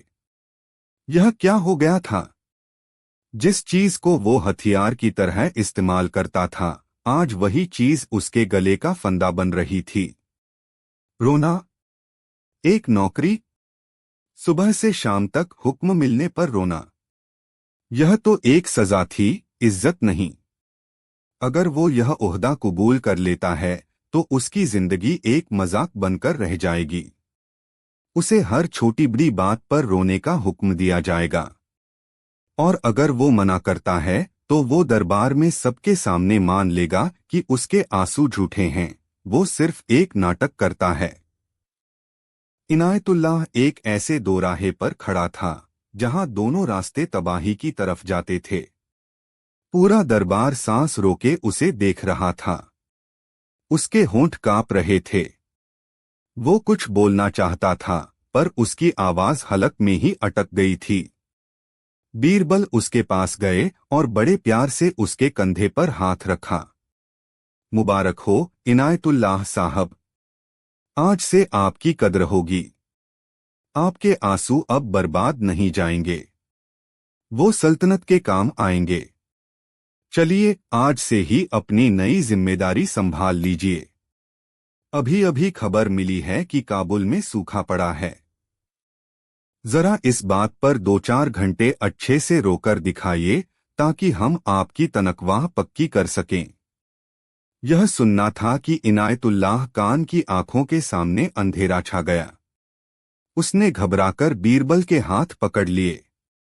नहीं, नहीं बीरबल जी, खुदा के लिए मुझ पर रहम कीजिए। रहम, बीरबल ने हैरानी से कहा। हम तो आपकी इज्जत कर रहे हैं, आपके हुनर को पहचान रहे हैं। नहीं, यह हुनर नहीं है। मैं मैं अब नहीं रोऊंगा, कभी नहीं रोऊंगा। इनायतुल्लाह लगभग चीख पड़ा। मुझे माफ कर दीजिए जहांपनाह, मुझे माफ कर दीजिए। वो दौड़कर शहंशाह के कदमों में गिर पड़ा और इस बार जो आंसू उसकी आंखों से निकले वो किसी नाटक के नहीं बल्कि सच्ची शर्मिंदगी और पश्चाताप के थे। शहंशाह अकबर अपनी हंसी को बड़ी मुश्किल से रोके हुए थे। उन्होंने बीरबल की तरफ देखा और उनकी आंखों में तारीफ और शुक्रिया दोनों थे। उस दिन के बाद इनायतुल्लाह खान कभी दरबार में बेवजह नहीं रोया। जब भी कोई मुश्किल मसला आता और उसकी आंखों में नमी आने लगती तो बीरबल बस मुस्कुराकर पूछ लेते, क्यों इनायतुल्लाह साहब, शाही रुदाली का पद अभी भी काली है, क्या इरादा है? और यह सुनना था कि इनायतुल्लाह के सारे आंसू गायब हो जाते और वो फौरन मसले का हल बताने में लग जाता। शिक्षा। यह कहानी हमें सिखाती है कि हमारी भावनाएं, हमारे आंसू बहुत कीमती हैं। वे हमारी इंसानियत की निशानी हैं, न कि दूसरों को नियंत्रित करने या अपनी जिम्मेदारियों से भागने का हथियार। जब हम अपनी भावनाओं का इस्तेमाल एक नाटक की तरह करने लगते हैं तो वे अपना मूल्य और अपनी पवित्रता खो देती हैं। सच्ची ताकत आंसू बहाने में नहीं बल्कि मुश्किलों का सामना करने और आंसुओं को पोंछकर आगे बढ़ने में है। हमें अपनी भावनाओं का सम्मान करना चाहिए और उन्हें सिर्फ तभी जाहिर करना चाहिए जब वे दिल की गहराई से निकली हों, किसी सोची समझी चाल का हिस्सा न हों। क्योंकि जो आंसू दिल से नहीं निकलते वे कभी किसी के दिल तक पहुंच भी नहीं सकते। उस दिन आगरा के न्याय के मंदिर दीवाने कास में इंसाफ का दम घुट रहा था। हवा में एक अजीब सी उदासी और बेबसी घुली हुई थी, जैसे किसी ने न्याय की देवी की आंखों पर बंधी पट्टी को और कस दिया हो ताकि वो देख तो वैसे भी नहीं सकती पर अब महसूस भी न कर सके। शहंशाह अकबर अपने आलीशान तख्त पर एक पत्थर की मूरत की तरह बैठे थे। उनकी आंखों में एक ऐसा तूफान कैद था जो बाहर आकर सब कुछ तबाह कर देना चाहता था, पर सल्तनत की गरिमा की जंजीरों ने उसे रोक रखा था। उनकी उंगलियां सिंहासन के ठंडे जड़ाऊ हत्थे पर इस कदर कसी हुई थीं कि उनकी पोरें सफेद पड़ गई थीं। उनके सामने न्याय के कटघरे में दो दुनियाएं खड़ी थीं। एक तरफ थी अम्मा शांति, एक ऐसी बुजुर्ग औरत जिसकी उम्र की हर एक झुर्री उसके जीवन के एक एक दुख की कहानी सुना रही थी। उसकी कमर झुककर कमान हो गई थी, उसके हाथ किसी सूखी टहनी की तरह कांप रहे थे और उसकी आंखों के आंसू शायद सालों पहले ही सूख चुके थे। अब वहां सिर्फ एक अंधीन पथराई हुई उम्मीद बाकी थी। वो अपनी उस छोटी सी जमीन के टुकड़े के लिए लड़ रही थी जो उसके पति की आखिरी निशानी थी और उसकी बची खुची जिंदगी का एकमात्र सहारा। और दूसरी तरफ था सेठ हीराचंद। अपने नाम की तरह ही वो दौलत की चमक में अंधा हो चुका था। उसके रेशमी लिबास और कीमती इत्र की खुशबू उसकी आत्मा से उठती लालच की बदबू को छुपाने में नाकाम थी। उसके चेहरे पर न कोई शर्म थी, न कोई डर, बस एक घमंडी मुस्कान थी जो चीख चीख कर कह रही थी, कानून खरीदा जा सकता है और मैंने उसे खरीद लिया है। उसने जाली दस्तावेज तैयार करवाए थे, झूठे गवाहों को सोने की थैलियों से तोला था और अब वो अम्मा शांति की बेबसी पर ऐसे मुस्कुरा रहा था जैसे कोई शिकारी अपने जाल में फंसे एक बेबस परिंदे को देखकर मुस्कुराता है। इस पूरे नाटक का सूत्रधार था शहर का मुख्य काजी अलहक। काजी अलहक कानून का पुजारी था, पर वो सिर्फ कानून की किताब की पूजा करता था, उसकी आत्मा की नहीं। उसके लिए इंसाफ का मतलब था सबूत, गवाह और दस्तखत। वो आंखों से देखे सच पर नहीं, कागज पर लिखे झूठ पर यकीन करता था। उसकी मोटी तोंद और छोटी छोटी चालाक आंखें इस बात का सबूत थीं कि उसका पेट तो भरता था, पर उसकी नीयत कभी नहीं भरती थी। अम्मा, काजी ने अपनी भारी रूखी आवाज में कहा, तुम्हारे पास कोई सबूत है कि यह जमीन तुम्हारी है? कोई गवाह? अम्मा शांति की कांपती हुई आवाज निकली, हुजूर, मेरा सबसे बड़ा गवाह तो मेरा वो मालिक है जो ऊपर बैठा सब देख रहा है। और दूसरा गवाह? दूसरा गवाह मेरा दिल है जो जानता है कि इस जमीन के हर जर्रे को मेरे पति ने अपने खून पसीने से सींचा है। काजी अलहक जोर से हंसा। उसकी हंसी किसी लोहे के हथौड़े की तरह अम्मा के टूटे हुए दिल पर पड़ी। दिल और भगवान? अदालत दिल की भावनाओं पर नहीं, ठोस सबूतों पर चलती है, बुढ़िया। और सेठ हीराचंद के पास तुम्हारे दस्तखत किए हुए कागजात हैं, उनके पास दो गवाह हैं जो कह रहे हैं कि तुमने यह जमीन अपनी मर्जी से बेची है। कानून के मुताबिक यह जमीन अब सेठ हीराचंद की है। यह फैसला नहीं था, यह इंसाफ का कत्ल था। अकबर का चेहरा गुस्से से लाल हो गया। वो जानते थे कि अम्मा सच बोल रही है, वो जानते थे कि हीराचंद एक मक्कार और झूठा इंसान है, पर वो खुद अपने ही बनाए कानून से बंधे हुए थे। वो काजी के फैसले को कैसे पलट सकते थे? उन्हें लगा जैसे उनका ताज एक ताज नहीं बल्कि एक भारी पत्थर है जो उनके सिर को कुचल रहा है। अदालत बर्खास्त हो गई। हीराचंद अपनी जीत की अकड़ में बाहर निकला। जाते जाते उसने अम्मा शांति पर एक तिरछी जहरीली नजर डाली। अम्मा वहीं जमीन पर बैठ गई, जैसे उसकी बची खुची जान भी निकल गई हो। पूरा दरबार खामोश था, एक शर्मनाक खामोशी। उसी शाम जब अकबर अपने कक्ष में एक पिंजरे में बंद शेर की तरह बेचैनी से टहल रहे थे, बीरबल ने प्रवेश किया। बीरबल के चेहरे पर हमेशा की तरह वही शांत झील जैसी स्थिरता थी। उन्होंने शहंशाह के दिल में मचे कोहराम को एक पल में महसूस कर लिया। जहां पनाह, बीरबल की आवाज मरहम की तरह थी। आज न्याय के तराजू का एक पलड़ा दौलत के बोझ से कुछ ज्यादा ही झुक गया था। अकबर पलटकर बीरबल के पास आए। उनकी आवाज में एक गहरी पीड़ा थी। बीरबल, आज हमें पहली बार महसूस हुआ कि शहंशाह होना क्या होता है। यह एक ऐसी कैद है जहां आपके हाथ सोने की जंजीरों से बंधे होते हैं। हम सच देख सकते हैं, पर उसे साबित नहीं कर सकते। हम इंसाफ करना चाहते हैं, पर कानून के नाम पर हो रहे अन्याय को रोक नहीं सकते। बताओ बीरबल, क्या करें? क्या हम उस गरीब बुढ़िया को यूं ही लुटते हुए देखते रहें?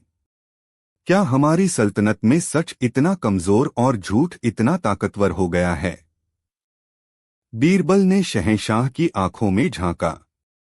हुजूर, जब सीधी उंगली से घी न निकले तो उंगली टेढ़ी करनी पड़ती है। और जब कानून के रखवाले ही इतने अंधे और बहरे हो जाए कि उन्हें सच न दिखाई दे और न सुनाई दे, तो हमें कानून की भाषा बदलनी पड़ती है। हमें उन्हें एक ऐसी भाषा में समझाना पड़ता है जो उनकी समझ से भी परे हो। कैसी भाषा? बीरबल अकबर ने पूछा। बीरबल की आंखों में एक रहस्यमयी चमक तैर गई। वो खिड़की के पास गए। बाहर अस्तबल की तरफ एक धोबी अपने गधे पर कपड़ों का बोझ लादे जा रहा था। गधा धीरे धीरे अपनी ही धुन में चल रहा था, दुनिया की चालाकियों से बेखबर। बीरबल उसे देखकर मुस्कुराए। जहांपनाह, बीरबल मुड़े।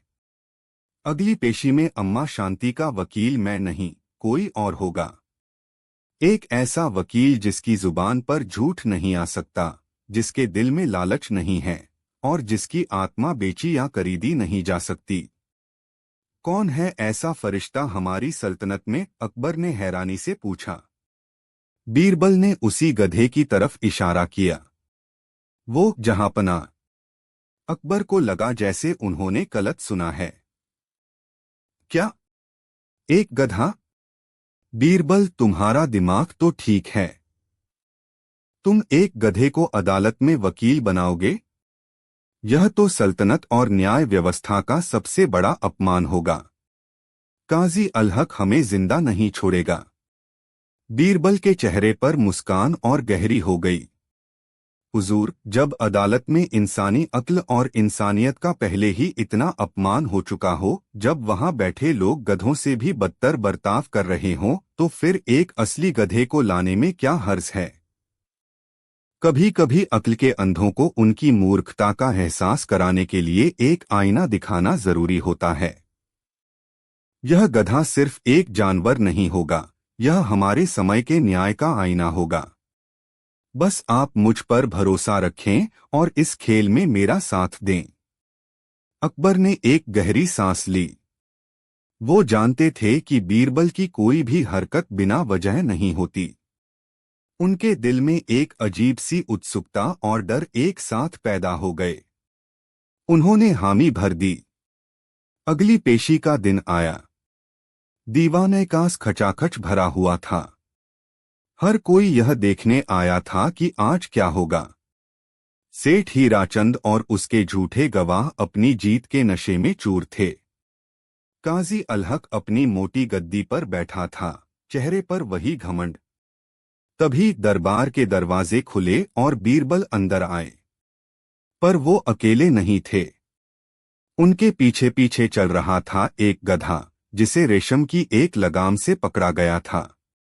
उसके गले में गेंदे के फूलों की एक माला थी और उसकी पीठ पर एक मखमली काठी रखी थी, जिस पर कानून की एक किताब बंधी हुई थी।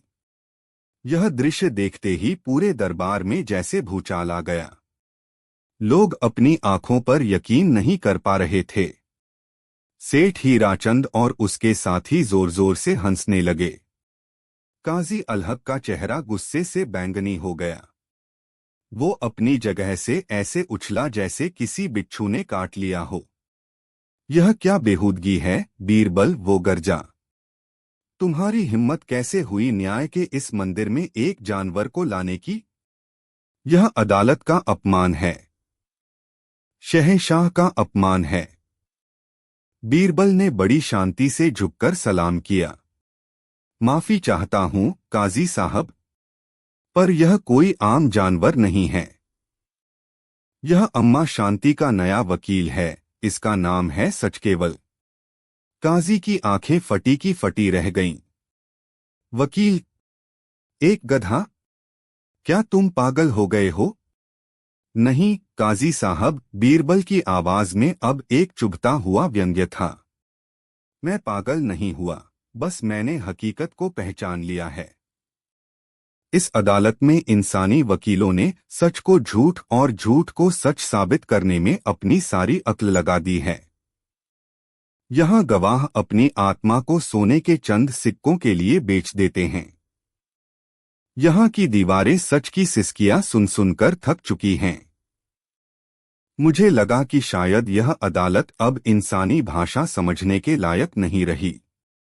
इसलिए मैं एक ऐसा वकील लाया हूं जो सिर्फ सच की भाषा समझता और बोलता है। यह बेजुबान है, इसलिए यह झूठ नहीं बोल सकता। इसकी आत्मा पवित्र है, इसलिए यह बिक नहीं सकती। यह सुनकर काजी निरुत्तर हो गया। बीरबल के शब्दों ने उसे नंगा कर दिया था। अकबर ने बड़ी मुश्किल से अपनी हंसी रोकी और गंभीर चेहरा बनाकर कहा, काजी साहब, बीरबल को अपनी बात रखने का एक मौका मिलना चाहिए। हमें भी तो देखना है कि यह वकील साहब कैसे बहस करते हैं। अब काजी के पास कोई चारा नहीं था। शहंशाह का हुक्म था। वो मुंह बनाकर अपनी गद्दी पर बैठ गया। बीरबल अपने वकील को लेकर कटघरे के पास पहुंचे। उन्होंने गधे के कान में कुछ फुसफुसाया, जैसे वो उसे कुछ समझा रहे हों। फिर वो काजी की तरफ मुड़े। काजी साहब, मेरा मुवक्किल अपनी पहली दलील पेश करना चाहता है।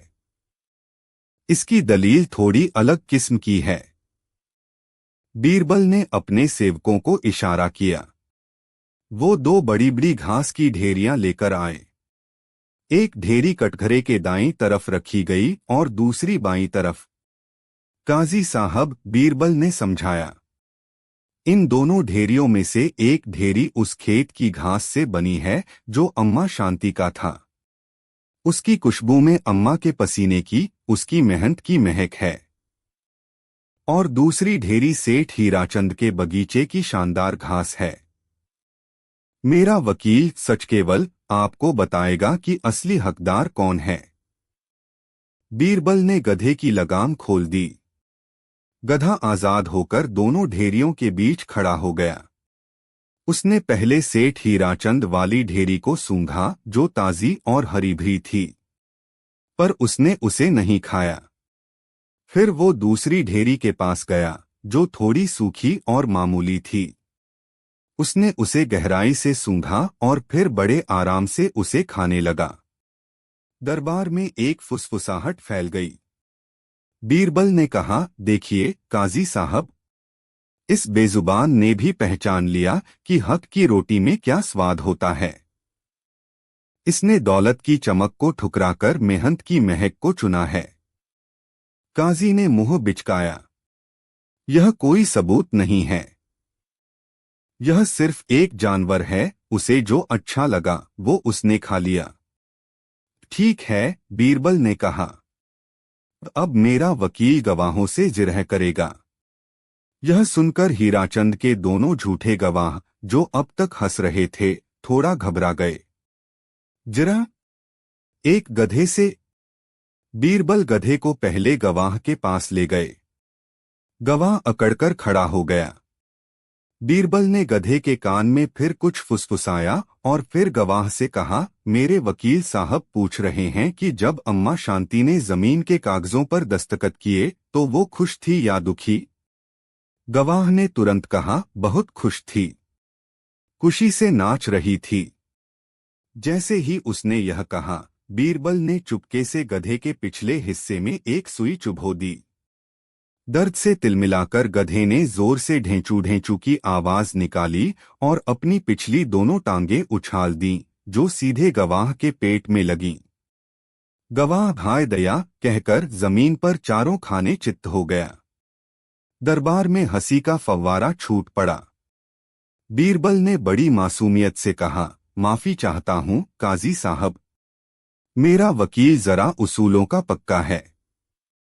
इसे झूठ से सख्त नफरत है। जैसे ही यह झूठ सुनता है, इसे गुस्सा आ जाता है। अब दूसरे गवाह की बारी थी। वो पहले वाले का हश्र देखकर डर से पीला पड़ चुका था। उसके पैर कांप रहे थे। बीरबल गधे को लेकर उसके पास पहुंचे। और तुम बताओ, बीरबल ने पूछा, क्या तुमने अपनी आंखों से सेठ हीराचंद को अम्मा शांति को पैसे देते हुए देखा था? गवाह के हलक से आवाज नहीं निकल रही थी। वो कभी बीरबल को देखता, कभी गधे को, और कभी उसकी नुकीली सुई जैसी आंखों को। उसे लगा कि यह गधा सच में कोई दैवीय जानवर है जो झूठ को पहचान लेता है। उसके अंदर का डर इतना बढ़ गया कि वो बर्दाश्त नहीं कर पाया। वो जोर से चीख पड़ा और बीरबल के पैरों में गिर गया। मुझे माफ कर दो हुजूर, मुझे माफ कर दो, हम झूठे हैं। सेठ ने हमें सोने की एक एक थैली दी थी यह झूठ बोलने के लिए। अम्मा शांति ने कोई जमीन नहीं बेची, सेठ ने उनसे जबरदस्ती अंगूठा लगवाया था। यह सुनना था कि पूरे दरबार में भूचाल आ गया। सच बाहर आ चुका था, एक गधे के डर से। सेठ हीराचंद का चेहरा देखने लायक था। उसका सारा घमंड, सारी अकड़ पिघलकर खौफ में बदल गई थी। वो भागने की कोशिश कर रहा था, पर सिपाहियों ने उसे पकड़ लिया। काजी अलहक अपनी जगह पर जम गया था। उसकी समझ में नहीं आ रहा था कि वो क्या करे। उसका सारा कानून, सारे सबूत एक गधे ने मिट्टी में मिला दिए थे। उसकी इज्जत का जनाजा निकल चुका था।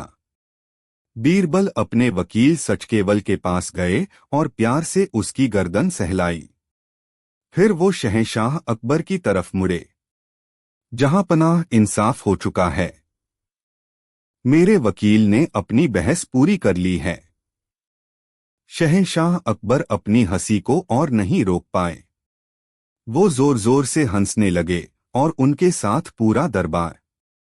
यह जीत की हंसी थी, यह न्याय की हंसी थी। शिक्षा। उस दिन की अदालत ने एक बहुत बड़ा सबक सिखाया। यह कहानी हमें बताती है कि न्याय सिर्फ कानून की मोटी मोटी किताबों और जटिल नियमों का नाम नहीं है। न्याय का असली घर इंसान की आत्मा और उसके ज़मीर में होता है। जब इंसान अपनी बुद्धि का इस्तेमाल सच को दबाने और झूठ को जिताने के लिए करने लगे, जब अदालतें सबूतों की भूल भुलिया में इतनी खो जाए कि वो मासूमियत और सच्चाई को पहचानना ही बंद कर दें, तो उस व्यवस्था को आईना दिखाने के लिए कभी कभी बीरबल जैसे अनऑर्थोडॉक्स और साहसी तरीकों की जरूरत पड़ती है। यह कहानी सिखाती है कि सच बहुत शक्तिशाली होता है। उसे दबाया जा सकता है, पर मिटाया नहीं जा सकता। और कभी कभी दुनिया के सबसे बुद्धिमान और चालाक इंसानों के झूठ का पर्दाफाश करने के लिए एक बेजुबान जानवर की खामोश मासूमियत ही काफी होती है। सबसे बड़ी अदालत खुदा की होती है, और उसके बाद इंसान के अपने ज़मीर की, जहां कोई गधा वकील नहीं होता, पर हर झूठ अपनी सजा जरूर पाता है। उस दिन आगरा के किले की मीनारों पर सूरज की किरणें रोज की तरह ही उतरी थीं, पर हवा में घुली ठंडक में एक अनजानी सी उदासी थी, एक ऐसी खामोशी जो किसी आने वाले तूफान का पता दे रही थी। यमुना का पानी भी आज कुछ ज्यादा ही ठहरा हुआ था, जैसे उसने भी अपने सीने में कोई गहरा राज छुपा रखा हो। दीवान-ए-आम में जब शहंशाह हिंद जलालुद्दीन मोहम्मद अकबर अपने आलीशान तख्ते ताउस पर विराजे, तो उनकी अनुभवी आंखों ने दरबार के बदले हुए मिजाज को एक पल में भांप लिया था। आज यहाँ रोज वाला शोर नहीं था, शिकायतों और मशविरों का वो जीवंत समंदर आज शांत था। हर दरबारी की गर्दन झुकी थी, पर अदब से नहीं, बल्कि एक अनकहे अपराध बोध और शर्म से। उनके ठीक सामने न्याय के कटघरे में एक बूढ़ा फटेहाल किसान खड़ा था। उसका नाम हरिदास था।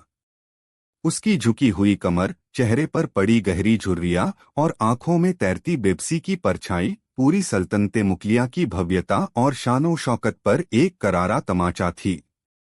उसके बगल में उसका जवान बेटा मुरली जंजीरों में जकड़ा हुआ खड़ा था। उसका सिर झुका हुआ था और आंखों में आंसू नहीं, बल्कि एक सुलगती हुई चिंगारी थी जो व्यवस्था के खिलाफ एक मौन विद्रोह कर रही थी। मुकदमा संगीन था। मुरली पर शाही खजाने के लिए अनाज ले जा रही एक बैलगाड़ी को लूटने का इल्जाम था। गांव के मुखिया और कुछ गवाहों ने उसके खिलाफ गवाही दी थी। काजी ने अपनी मोटी किताब के पन्ने पलटकर फैसला सुना दिया था, जुर्म साबित होता है और इसकी सजा है मौत। शहंशाह अकबर ने एक गहरी बेचैन सांस ली। उनकी नजरें उस बूढ़े किसान पर टिकी थीं, जो अपने बेटे की मौत का फरमान सुनकर भी पत्थर की मूरत बना खड़ा था। उसकी आंखों में न तो कोई याचना थी, न कोई गुहार। बस एक खालीपन था, एक ऐसा खालीपन जो किसी भरे हुए गोदाम से ज्यादा वजनदार होता है। हरिदास, शहंशाह की भारी आवाज उस खामोशी में गूंजी। तुम्हारा बेटा मौत की दहलीज पर खड़ा है।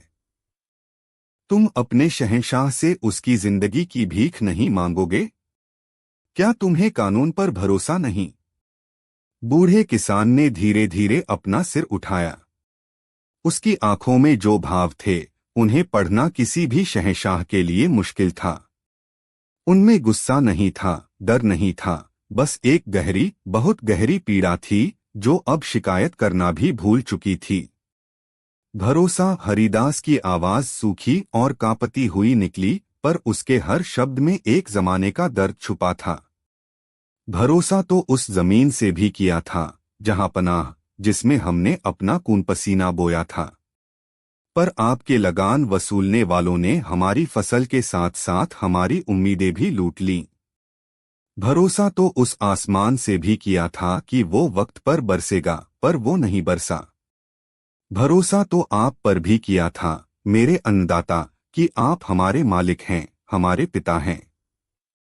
पर जब हमारे बच्चे भूख से बिलख रहे थे, तब आपके शाही गोदाम अनाज से भरे हुए थे, और उन गोदामों पर ऐसे ताले लगे थे जो हमारी पहुंच से बहुत दूर थे। हरिदास एक पल के लिए रुका, जैसे अपने अंदर के तूफान को संभालने की कोशिश कर रहा हो। मेरा बेटा चोर नहीं है, जहांपना।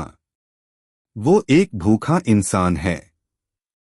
उसने अनाज की बोरियां नहीं लूटी, उसने सिर्फ 2 मुट्ठी अनाज उठाया था, अपनी उस माँ के लिए जो 3 दिन से भूखी थी, और उस बहन के लिए जिसकी आंखों में भूख से अंधेरा छा रहा था। अगर अपने परिवार का पेट भरने के लिए 2 मुट्ठी अनाज उठाना चोरी है, अगर भूख से मरते हुए अपने लोगों को बचाने की कोशिश करना बगावत है, तो हाँ, मेरा बेटा गुनहगार है। यह कहते कहते हरिदास की आवाज भर्रा गई। पर हुजूर, एक सवाल मैं भी पूछना चाहता हूँ। जब प्रजा भूखी मर रही हो और राजा के गोदाम भरे पड़े हों, तो असली गुनहगार कौन है? वो जो भूख मिटाने के लिए 2 रोटी चुराता है, या वो राजा जो अपनी प्रजा को भूखा रखकर भी चैन की नींद सोता है? हरिदास का यह सवाल किसी तीर की तरह नहीं, बल्कि एक पिघले हुए शीशे की तरह शहंशाह अकबर के सीने में उतर गया। एक पल के लिए उन्हें लगा जैसे दीवानयाम की छत घूम रही है, जैसे उनका तख्त कांप रहा है।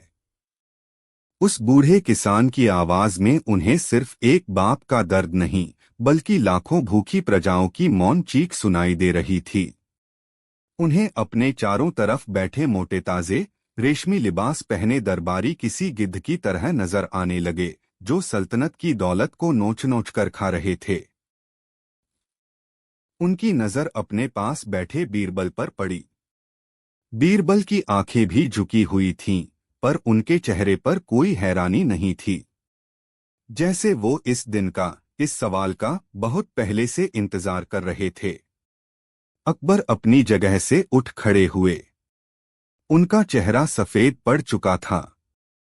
उन्होंने अपने सिर पर रखे भारी भरकम जवाहरात जड़े ताज को उतारा और उसे अपने हाथों में ऐसे पकड़ लिया जैसे वो कोई पवित्र ग्रंथ नहीं, बल्कि एक सुलगता हुआ कोयला हो। काजी साहब, शहंशाह की आवाज इतनी धीमी और कांपती हुई निकली कि दरबारियों को अपने कान खड़े करने पड़े। इस मुकदमे का फैसला अभी पूरा नहीं हुआ है। इसमें एक गुनहगार अभी भी पकड़ से बाहर है। काजी ने हैरानी से कहा, कौन जहांपना? मुरली तो हमारे सामने है। नहीं, अकबर ने कहा और धीरे धीरे अपने तख्त से नीचे उतरने लगे। हर कदम पर उन्हें महसूस हो रहा था जैसे वो सदियों का बोझ अपने कंधों पर उठाए चल रहे हों।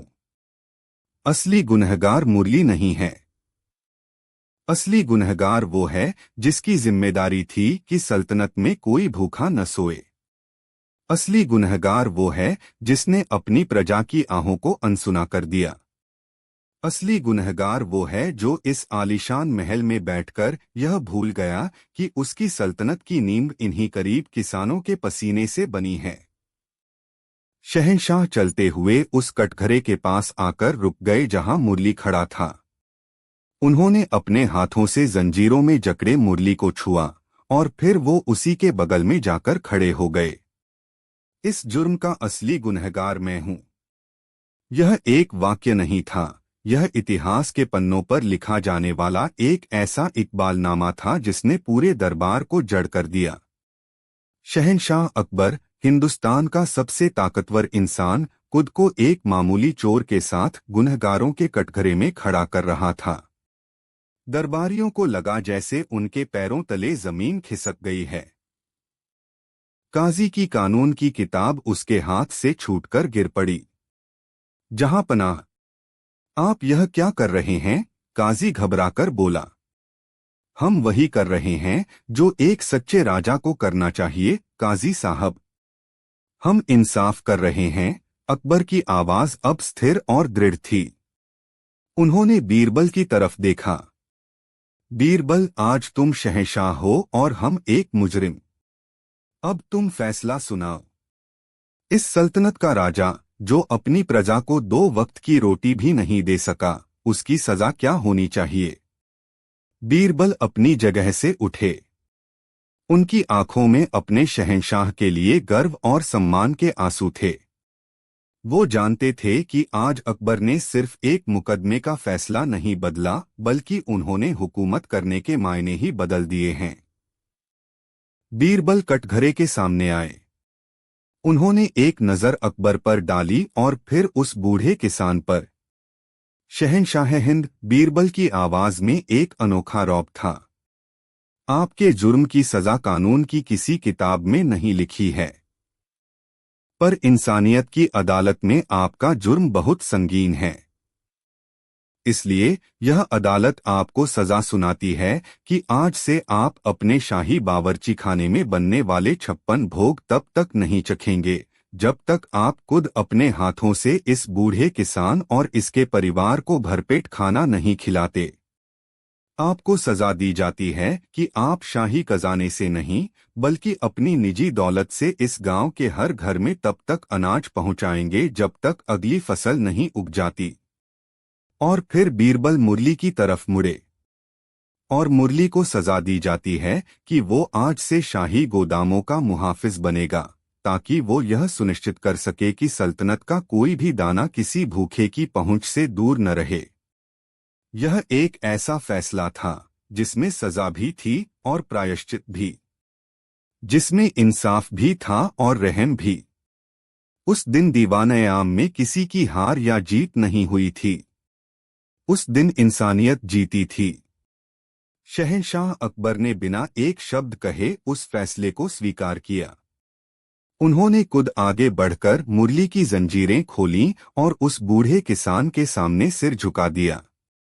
वो एक ऐसा दृश्य था जिसे इतिहास कभी नहीं भुला सकता था। एक शहंशाह अपनी प्रजा के सामने झुका खड़ा था और उसकी आंखों में हार की शर्मिंदगी नहीं, बल्कि अपनी जिम्मेदारी का एहसास और एक नया संकल्प था। उस दिन अकबर ने सीखा कि एक राजा की असली ताकत उसके ताज या तख्त में नहीं, बल्कि अपनी प्रजा के दिलों में बसने में होती है, और सबसे बड़ा इंसाफ वो होता है जो एक राजा खुद अपने साथ करता है।